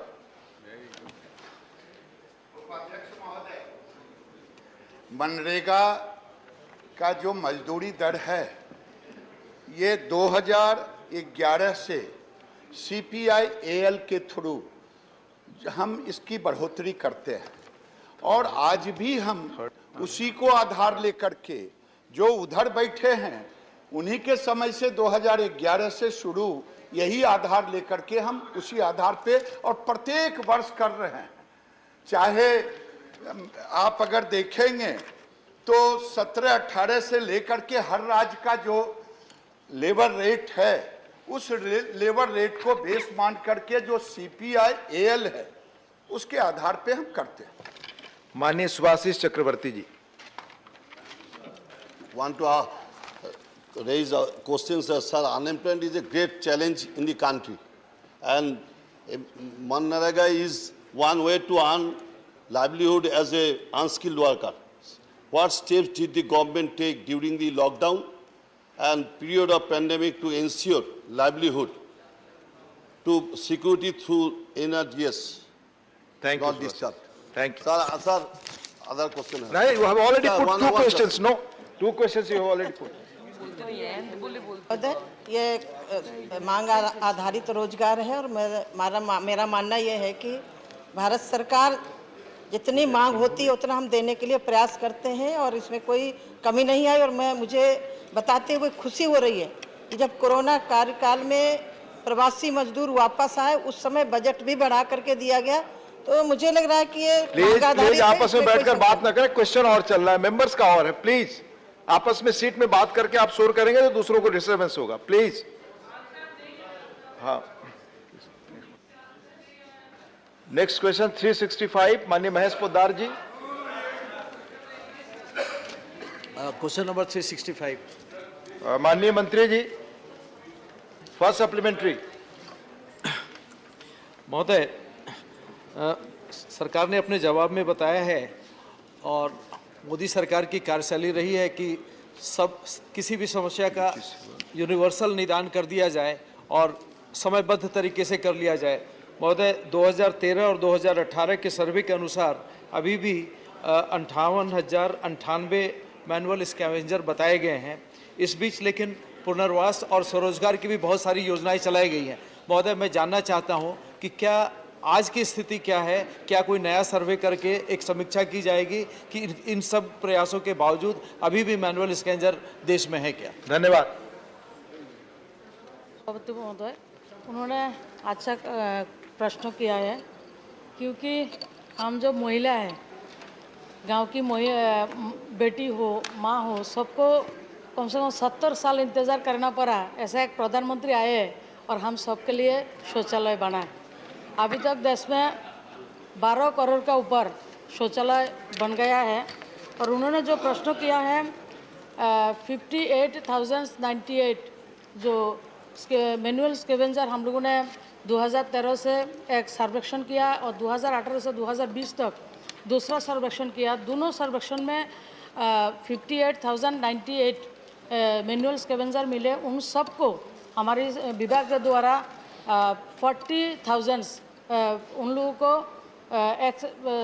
पैसा दिया गया। उसके अलावा वहाँ का जो आश्रित परिवार है सबको जो स्किल डेवलपमेंट करा के 2 साल के लिए उनको स्कॉलरशिप भी दिया जाता है, उसको रोज़गार दिया जाता है। उसके अलावा कोई भी मैनुअल स्कैवेंजर हो, अभी यहाँ पर मैनुअल स्कैवेंजर नहीं है क्योंकि स्वच्छ भारत की तहत पूरा देश में शौचालय बन गए हैं।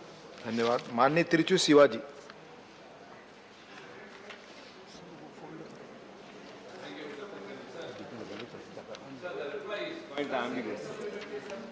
Sir, it says that there is no report of deaths due to manual scavenger. However, 161 persons have died due to accidents while undertaking hazardous cleaning of sewer and septic tanks during the last 3 years. This is called manual scavenging, sir. Please. Question, please. Sir, no, when the reply, it must be very pertinent, sir, not confusing. So, as per the statement, sir, there are only 58,098 manual scavengers that have been identified in the survey. But actually, they are more. It's not as the Honorable Minister replied. It doesn't restrict to latrines only. The septic tanks are the main thing. So, it should be seen that the private people who engage them must be monetized. Thank you. And what are the steps you have given? Because the social stigma extends to their family also. What are the rehabilitation measures to their family? Thank you. Thank you.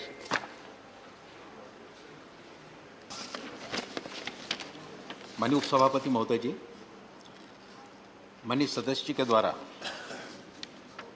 जो septic tank के संबंध में आंकड़ों की बात की गई, हमारे सीवरेज कार्य करने वाले हमारे व्यक्तियों के संबंध में मैं बताना चाहता हूँ कि 1993 से और अब तक सीवरेज कार्य करने में जिन लोगों की मृत्यु हुई है, पहचान की गई है, उन सभी को एक और जहां 10 लाख रुपया देने का प्रावधान किया गया है। इसमें 3 वर्ष का आंकड़ा मांगा गया था। आपने जो संख्या को उल्लेख किया वो 3 वर्ष का है। 1993 से लेकर और अभी 31/3/2022 तक सेप्टिक टैंकों की सफाई करते हुए 971 व्यक्तियों की इसमें मृत्यु हुई है, जिसमें से 536 मामलों में एमएस अधिनियम के अंतर्गत प्राथमिकी दर्ज की गई और मृतकों के आश्रितों में से 703 व्यक्तियों को 10 लाख रुपए का भुगतान कर दिया जा चुका है। 136 को आंशिक रूप से भुगतान किया गया और 34 के कानूनी बारिश का पता नहीं चला है। बाकी 98 के भुगतान की पुष्टि नहीं हुई है।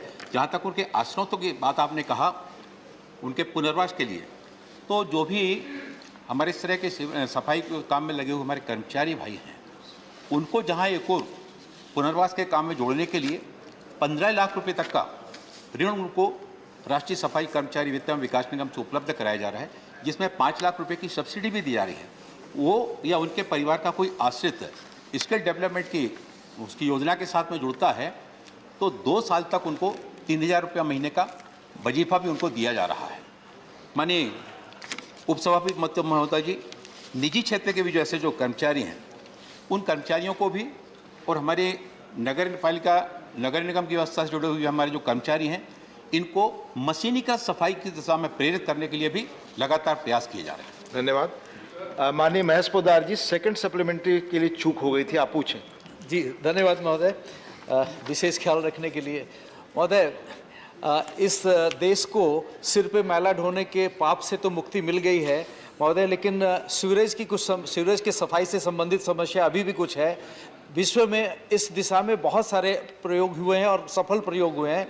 मैं जानना चाहूँगा मंत्री महोदय से कि सीवरेज के मैनेजमेंट की इस नई तकनीकी के बारे में हमारे देश में क्या हो रहा है और कब तक इस पाप से भी हमें मुक्ति मिल जाएगी। महोदय, अंतर्राष्ट्रीय स्तर पर अधिकतर देशों में सीवर और सेफ्टी टैंकों का सफाई के लिए मशीन का व्यवहार किया जाता है। उसके अलावा सफाई जो कर्मी होते हैं उन लोगों को ट्रेनिंग भी दिया जाता है। तो हमारे भारत में भी जो अंतर्राष्ट्रीय स्तर पर जो मशीनें हमारे भारत में भी उपलब्ध है, हम भी मशीन से उसका सफाई करते हैं और जो कर्मचारी हैं उन लोगों को समय समय में हम लोगों ने ट्रेनिंग भी देते हैं। Honourable GK. Vasan. Will the government consider partnering with the corporate sector by encouraging them to take up rehabilitation works and providing them appropriate safety equipment so that manually scavenging services threat to human life will come down? Thank you. हमारे जितने भी सफाई कर्मचारी है सबको machine दिया जाता है। उनको अभी तक हम लोगों ने 927 प्लेसों में अभी तक हम लोगों ने उनको वर्कशॉप भी कराया। उन लोगों को मशीन भी देते हैं और जो भी सेल्फ हेल्प ग्रुप 5-5 व्यक्तियों का सेल्फ हेल्प ग्रुप करा के उनको 50 लाख रुपया उपलब्ध कराते हैं, जिसमें अप फ्रंट जो सब्सिडी है उसको करीब 19 लाख रुपया उनको मिलता है। और जिन लोगों ने व्यक्तिगत स्तर पे हम लोगों ने मशीन देते हैं उन लोगों को हम लोग 15 लाख रुपया उनको देते हैं। 5 लाख उनको सब्सिडी मिलता है। म्यूनिसिपल कॉरपोरेशन हो, स्थानीय निकाय हो, सबको हमारे विभाग की तरफ से मशीन का उपलब्ध हम कराते हैं। माननीय नीरज डांगी जी।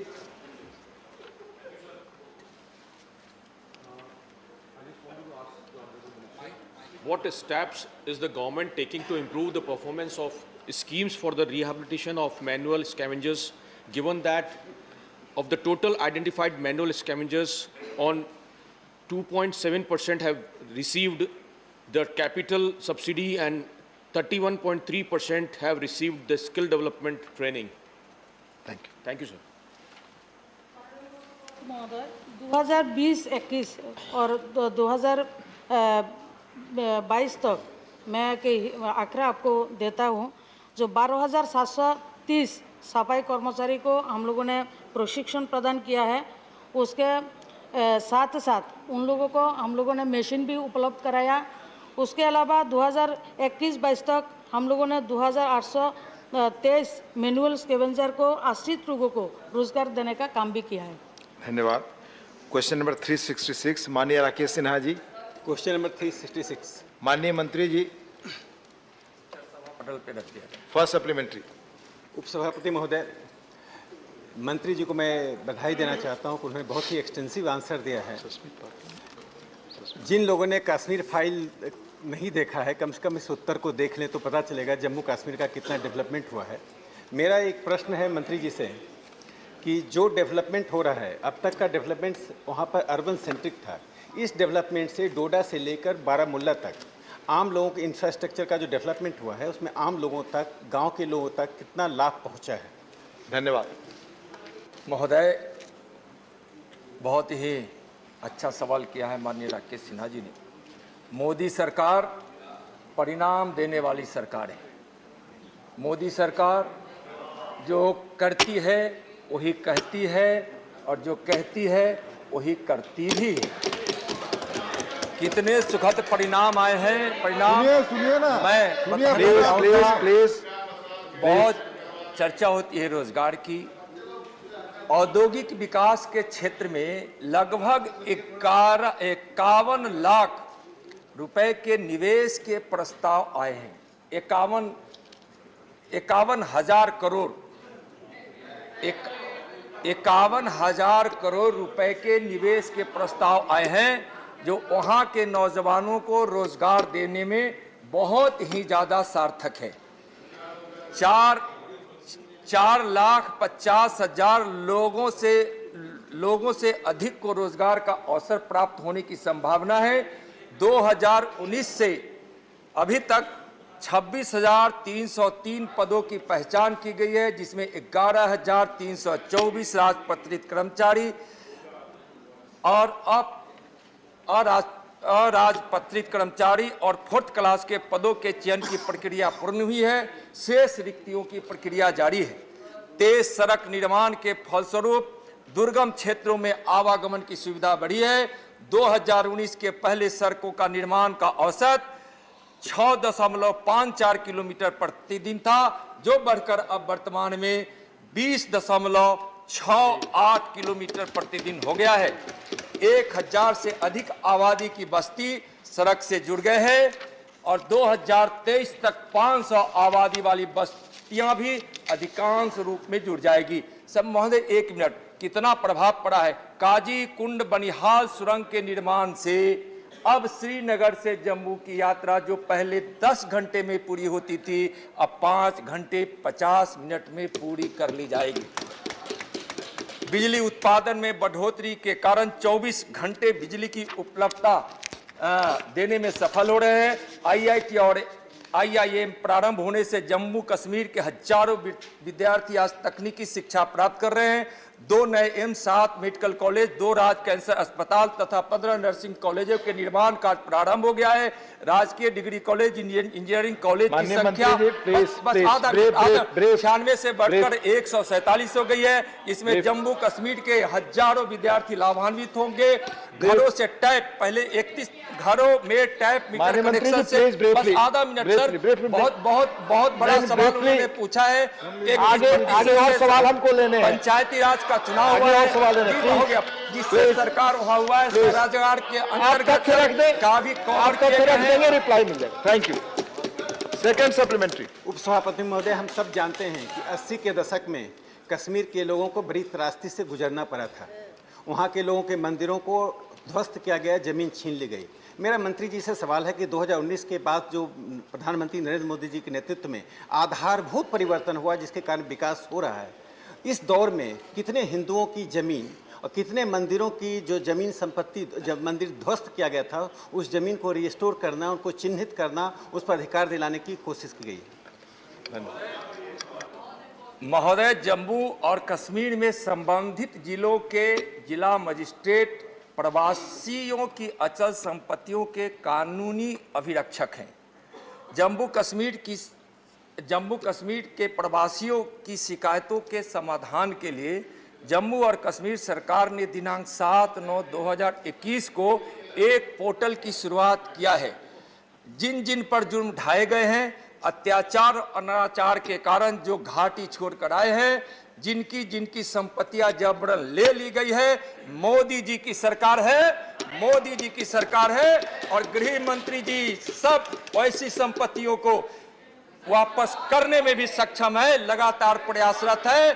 जिनकी शिकायत सही होगी, जिनकी शिकायत सही होगी, उनकी एक एक कर जमीन वापस की जाएगी। और अभी तक 610 आवेदकों की संपत्ति वापस की गई है। धन्यवाद। Doctor Sasmit Patra. Deputy Chairman, sir. My question to the Honourable Minister stems from the facts that he has provided, where under the Prime Minister's Development Package 2015, 53 projects pertaining to 15 ministries are being implemented at a cost of 58,477 crores. My specific question is the government planning to increase the outlay, A, and if yes, by how much? Thank you. अध्यक्ष महोदय, 2015 प्रधानमंत्री जी के संग राज्य जम्मू कश्मीर के विकास के लिए जो योजनाएं लाई गई थी, जिस 53 परियोजनाओं की उन्होंने चर्चा की है, उसके लिए 58,477 करोड़ रुपए का प्रावधान किया गया है और बड़ी तेजी से यह परियोजनाएं पूरी की जा रही है। इसमें बहुत सारी परियोजनाओं को पूरी की गई है, परियोजनाओं की समीक्षा होती है और उसमें कोई कमी नहीं छोड़ी जाती है। विश्वास रखें, शीघ्र ही सारी परियोजनाएं पूर्ण कर ली जाएगी। रजनी पाटिल जी। मैं आदरणीय मंत्री जी से आपके द्वारा पूछना चाहती हूँ, उनका अभिनिवेश देख के तो मैं बहुत हैरान हो गई।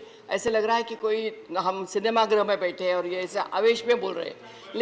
लेकिन मैं प्रश्न ये पूछना चाहती हूँ कि 5 अगस्त 2019 जब जम्मू कश्मीर की रियासत उन्होंने वापस ली है गवर्नमेंट ने, और जब उनका स्टेटहुड चला गया है, उसके बाद में जम्मू कश्मीर की बेरोजगारी चरम सीमा पे है। हिंदुस्तान में 1 नंबर की बेरोजगारी है सर। 17.5%, 17.5%। रजनी जी सवाल पूछिए। डेवलपमेंट के जो वादे करते हैं, वहाँ का जो इंफ्रास्ट्रक्चर डेवलपमेंट का काम है, इन्होंने बाहर के लोगों को दिया है। वहाँ के लोकल लोगों को इन्वॉल्व करने का मंत्री जी का कोई इरादा है क्या? धन्यवाद महोदय, उन्होंने जो प्रश्न किया है और उन्होंने कहा कि जोर जोर से बोलते हैं, अगर धीमी आवाज से सुनना चाहे तो मैं बहुत धीरे धीरे बोल कर समझाना भी चाहूँगा। जवाब दे।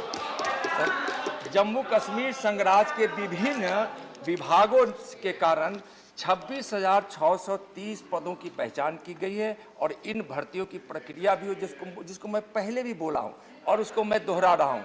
और मैं चालू वित्त वर्ष के दौरान विभिन्न सरकारी विभागों की विभिन्न स्वरोजगार योजना के तहत 1,37,837 व्यक्तियों को कवर किया गया है।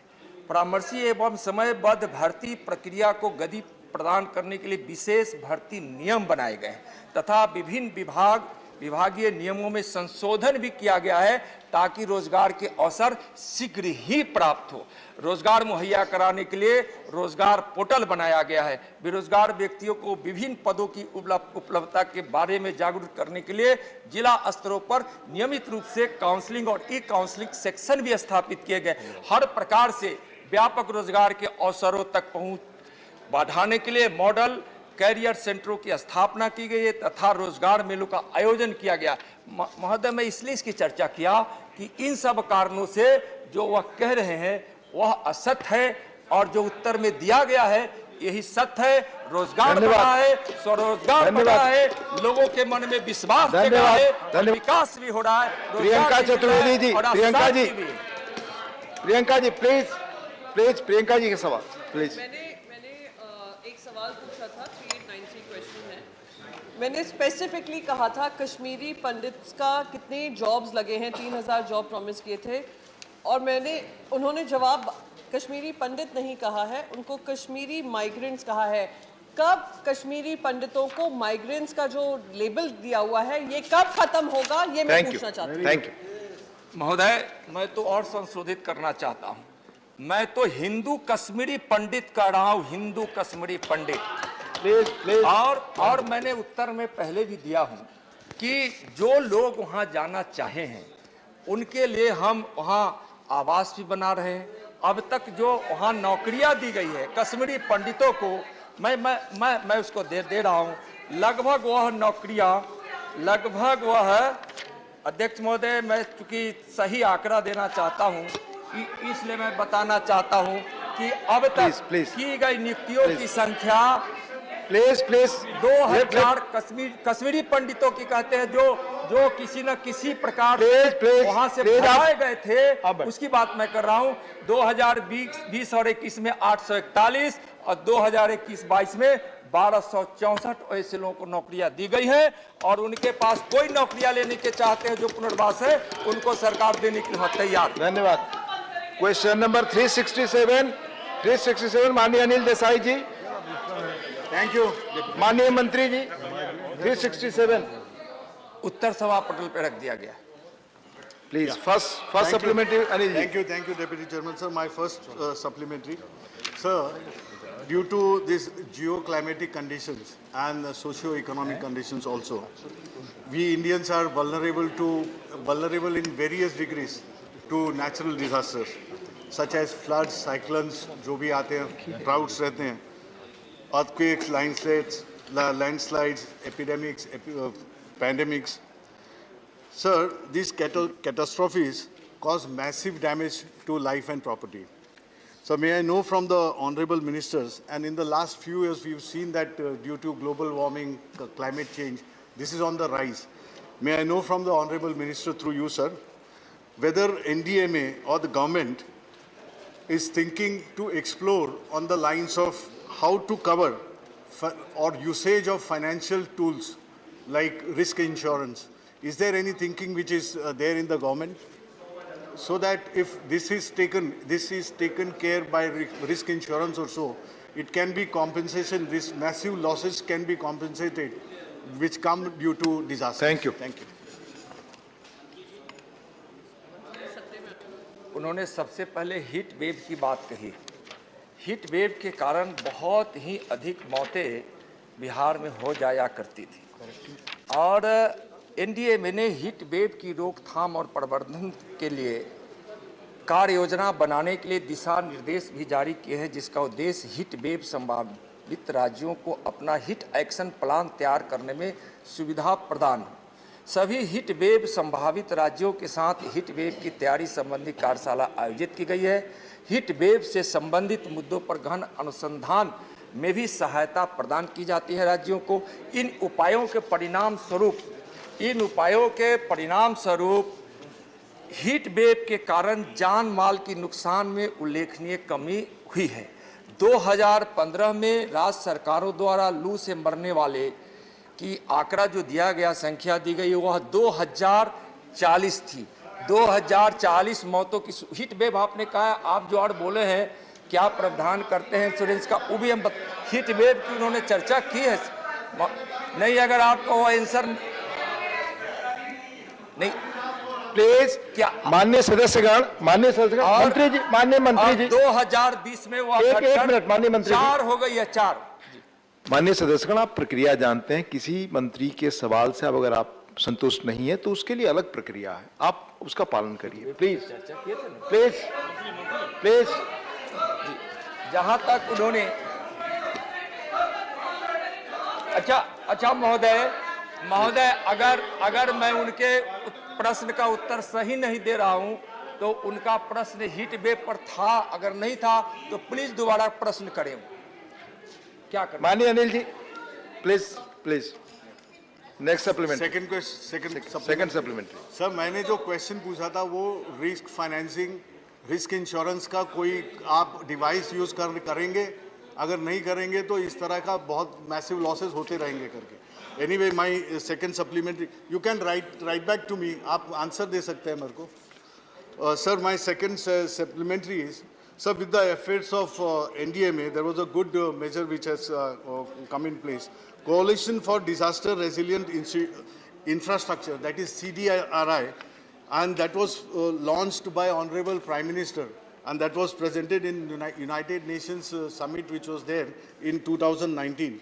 where our CDRI was acclaimed by different countries, and 30 countries have become member to that.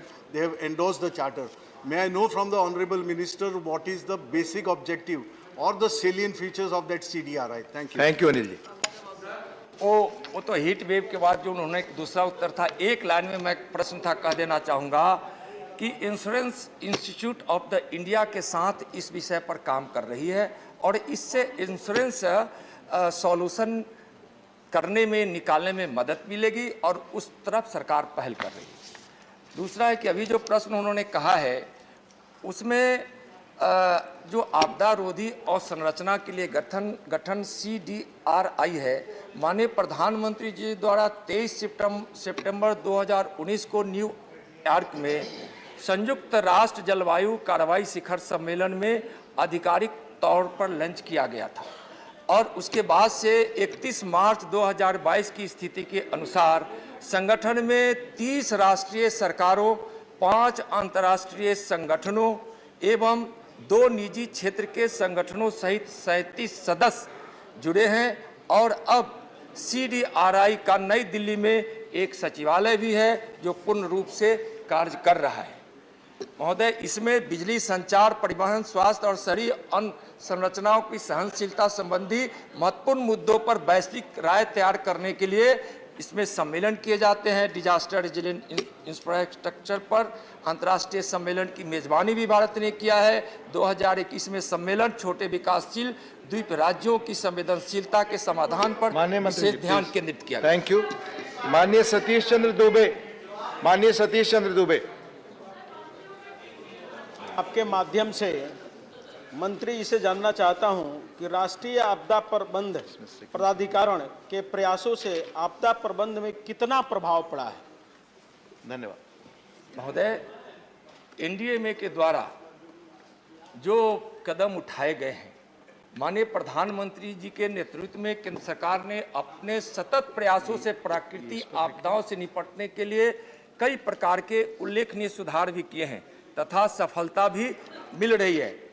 आपदा के समय माननीय गृह मंत्री जी स्वयं इसकी निगरानी भी करते हैं और कोविड का समय हो, चक्रवात के समय में, वज्रपात के समय में, शीतलहर के समय में, हीट वेव के समय में, बाढ़ के समय में, भूकंप के समय में, इस सभी समय में NDMA के सुझाए गए रास्तों के आधार पर और स्टेट से कोऑर्डिनेशन जो गृह मंत्रालय करती है, स्वयं राज्यों से कभी कभी बड़ी आपदा की जब पूर्वानुमान किया जाता है तो माननीय गृह मंत्री जी स्वयं राज्यों से भी मीटिंग करते हैं और इसके लिए आपदा मित्र भी बनाए जा रहे हैं। सामान्य चेतावनी प्रोटोकॉल भी ला दिया गया है, आपातकालीन सहायता प्रदान की जाती है और सबों के इंफ्रास्ट्रक्चर में काफी बढ़ोतरी हुई है। टेक्नोलॉजी को समाहित किया गया है और प्रयास हो रहा है कि ज्यादा जागृति ला जाए और विश्वविद्यालयों की शिक्षा में कहीं न कहीं धन्यवाद। Doctor Shantanu Sen. Thank you, sir. Sir, it is being heard and it is felt that whenever there is any disaster taking place in any state, the representatives of NDMA, they used to visit. But it is seen that they visit and they report with some ulterior motives for some particular states. So far our state of West Bengal is concerned, in the recent past, West Bengal was badly affected by Amphan, Yas, and even in COVID and Bulbul. We have seen the team visited. We have seen our respected Prime Minister also visited. But unfortunately, we are yet to get the financial aid which we are supposed to get from the central government. Through you, my question to my minister is, why such discrepancy with the most potential state run by opposition like West Bengal? Thank you. महोदय, मैं स्पष्ट रूप से कहना चाहूँगा कि पहले से भी ज़्यादा सुधार हुआ था। पहले तो कोई आपदा आने के पश्चात जब अनुरोध मिलता था तब यहाँ IMCT की टीम जाती थी, लेकिन अब तो राज्य अनुरोध नहीं भी करता है तब भी आपदा के पश्चात तुरंत ही यहाँ से IMCT की टीम जाती है, आकलन करती है, उसकी एक प्रक्रिया है वित्त आयोग के द्वारा उसको कुछ निर्धारित उसकी शर्तें हैं, कुछ एनडीए में के सुझाव गए रास्ते के आधार पर जो वहाँ से आकलन आता है उसकी यहाँ समीक्षा होती है, उसकी एक कमेटी बनी हुई है और समीक्षा करने के बाद उसका भुगतान भी होता है। लेकिन महोदय एक चीज़ समझने की बात है कि यह सहयोग, यह क्या है ना कि यह एक सहयोग है पुनर्निर्माण या नवनिर्माण की योजनाओं के साथ राज्यों के द्वारा जो एक बड़ा बजट के साथ भेजा जाता है, जो आपदा के मूल भावनाओं में सहयोग करने की जो प्रवृत्ति है उससे वह अलग होती है और वह तो पहला काम राज्यों का होता है और राज्यों को एसडीआरएफ का फंड पहले ही उपलब्ध करा दिया जाता है और मैं बता रहा हूं कि एसडीआरएफ का फंड पर्याप्त मात्रा में जाता है। पहले जो वित्त आयोग अनुशंसा करता था, 15वीं वित्त आयोग ने जो एसडीआरएफ के लिए एनडीआरएफ के लिए जो फंड बनाया है वह 109 गुना बढ़ाकर मोदी सरकार दे रही है, 109 गुना। जहां तक बंगाल की बात है तो मैं बता रहा हूं कि जब प्रधानमंत्री जी उस समय वहां गए थे तो उन्होंने 1000 करोड़, सर उनको सोचना चाहिए, स्वयं प्रधानमंत्री जी 1000 करोड़ अम्फान के बाद वहां देकर आए, 1000 करोड़। और सर मैं तो पश्चिम बंगाल के सदस्यों को कहना चाहता हूं, कोई चीज रिकॉर्ड पे नहीं जा रही, शांतनु सेन जी प्लीज, के पूर्वानुमान के बाद जब हम वहां एनडीआरएफ की टीम भेजते हैं, जब हम उसको आपदा वाले क्षेत्रों से निकाल कर हम बाहर लाना चाहते हैं, उसमें भी राज्य सरकार सहयोग नहीं करती है, उसके बावजूद भी हमारा कर्तव्य बनता है। मोदी सरकार संवेदनशील है, उनके असहयोग के बावजूद भी पश्चिम बंगाल, क्योंकि आप मोदी जी की सरकार संवेदनशील है, उस दुख की घड़ी में हम हर प्रकार से जो हमारा नियम है उसके अंतर्गत किसी भी प्रकार की कमी नहीं छोड़ते हैं, हम उसको Ranjan ji this is not correct please ji, Abir Ranjan ji this is not the way to behave please. माननीय जीवीएल नरसिंह राव, माननीय उसके लिए प्रॉपर रास्ता है करने के लिए, मैंने आपको अपील किया, follow that route please. GVL Narasimha Rao. Thank you, sir. I would like to congratulate the government for timely release of SDRF funds. Andhra Pradesh had recently severe floods and loss of chili crop, but the state government has not paid even a penny, and the money was diverted for other purposes. SDRF money, disaster response fund money, in which central government contributes 75%. Ministry of Finance said there is a diversion. My question is, maybe such a diversion happened in Bengal also. I would like to ask the Minister, Honorable Minister, whether the Ministry of Home Affairs will undertake an inquiry and find out about the diversion of funds which are meant for disaster relief in Andhra Pradesh and maybe in Bengal as well. Thank you. अध्यक्ष महोदय, माननीय सदस्य महोदय को मैं यह बताना चाहूँगा कि जो राशि एसडीआरएफ का हिस्सा जो राज्यों का होता है वह हम उस हिस्से में कहीं कमी नहीं करते हैं, उसको समय पे हम उसका भुगतान कर देते हैं, उनको मुहैया कर देते हैं, उनके पास भेज देते हैं। और यह आपदा राज्यों का पहला विषय, प्राथमिकता के साथ वह उस पर पहले सहयोग के लिए उनको आने का अधिकार उनको प्राप्त है। हम तो पीछे से सहयोग में जाते हैं, लेकिन कहीं भी आपदा उस एसडीआरएफ के फंड का दुरुपयोग हुआ या नहीं हुआ या तो अभी हम उनको बता नहीं पाएंगे, लेकिन हम एसडीआरएफ के फंड को समय से हम उपलब्ध करा देते हैं। जो राज्य नहीं खर्च करती है उसके बावजूद भी अगर उसके यहाँ बची हुई राशि रहती है उसके बावजूद भी उसका कुछ शेयर निकलता है तो उसको हम उसके साथ हम उसको लाकर उसका हम शीघ्र ही भुगतान करते हैं। केंद्र सरकार उसमें कभी भी किसी भी राज्य के एसडीआरएफ फंड नहीं रखती। धन्यवाद। Question number 368 doctor L Hanumanthaiah ji. माननीय मंत्री जी, first supplementary.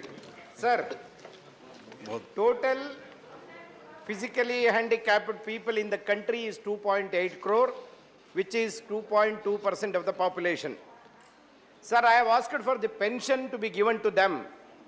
That is, only 3.8% of the total population is being covered under pension.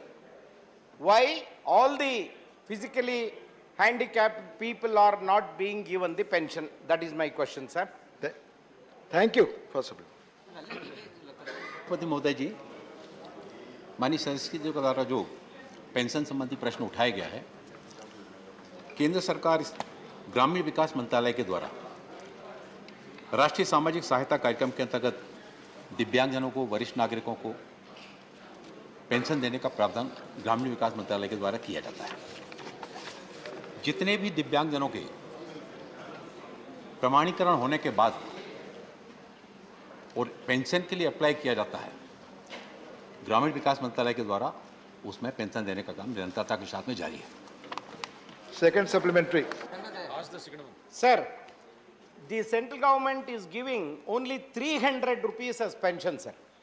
In the whole, which is, I mean, very, very insufficient, as everybody knows in this house. Sir, my question is, only 2 states in the country are giving at least reasonable pension.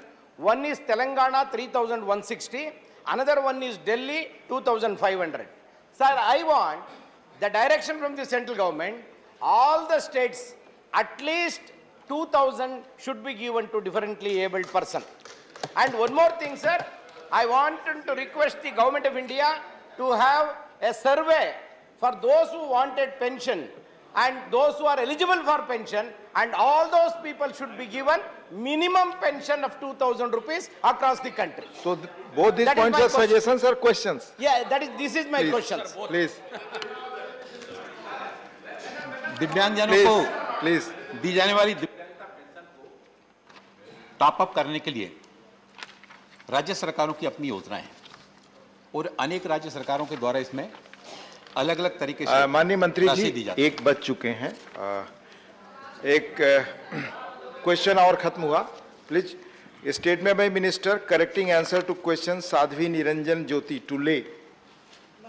मैं आज की संशोधित कार्यसूची में मेरे नाम के सामने उल्लिखित दिनांक 23 मार्च 2022 राज्यसभा अतारांकित प्रश्न संख्या 2342 के उत्तर के संशोधनार्थ एक विवरण सदन के पटल पर प्रस्तुत करती हूँ। धन्यवाद। House stands adjourned till 2 PM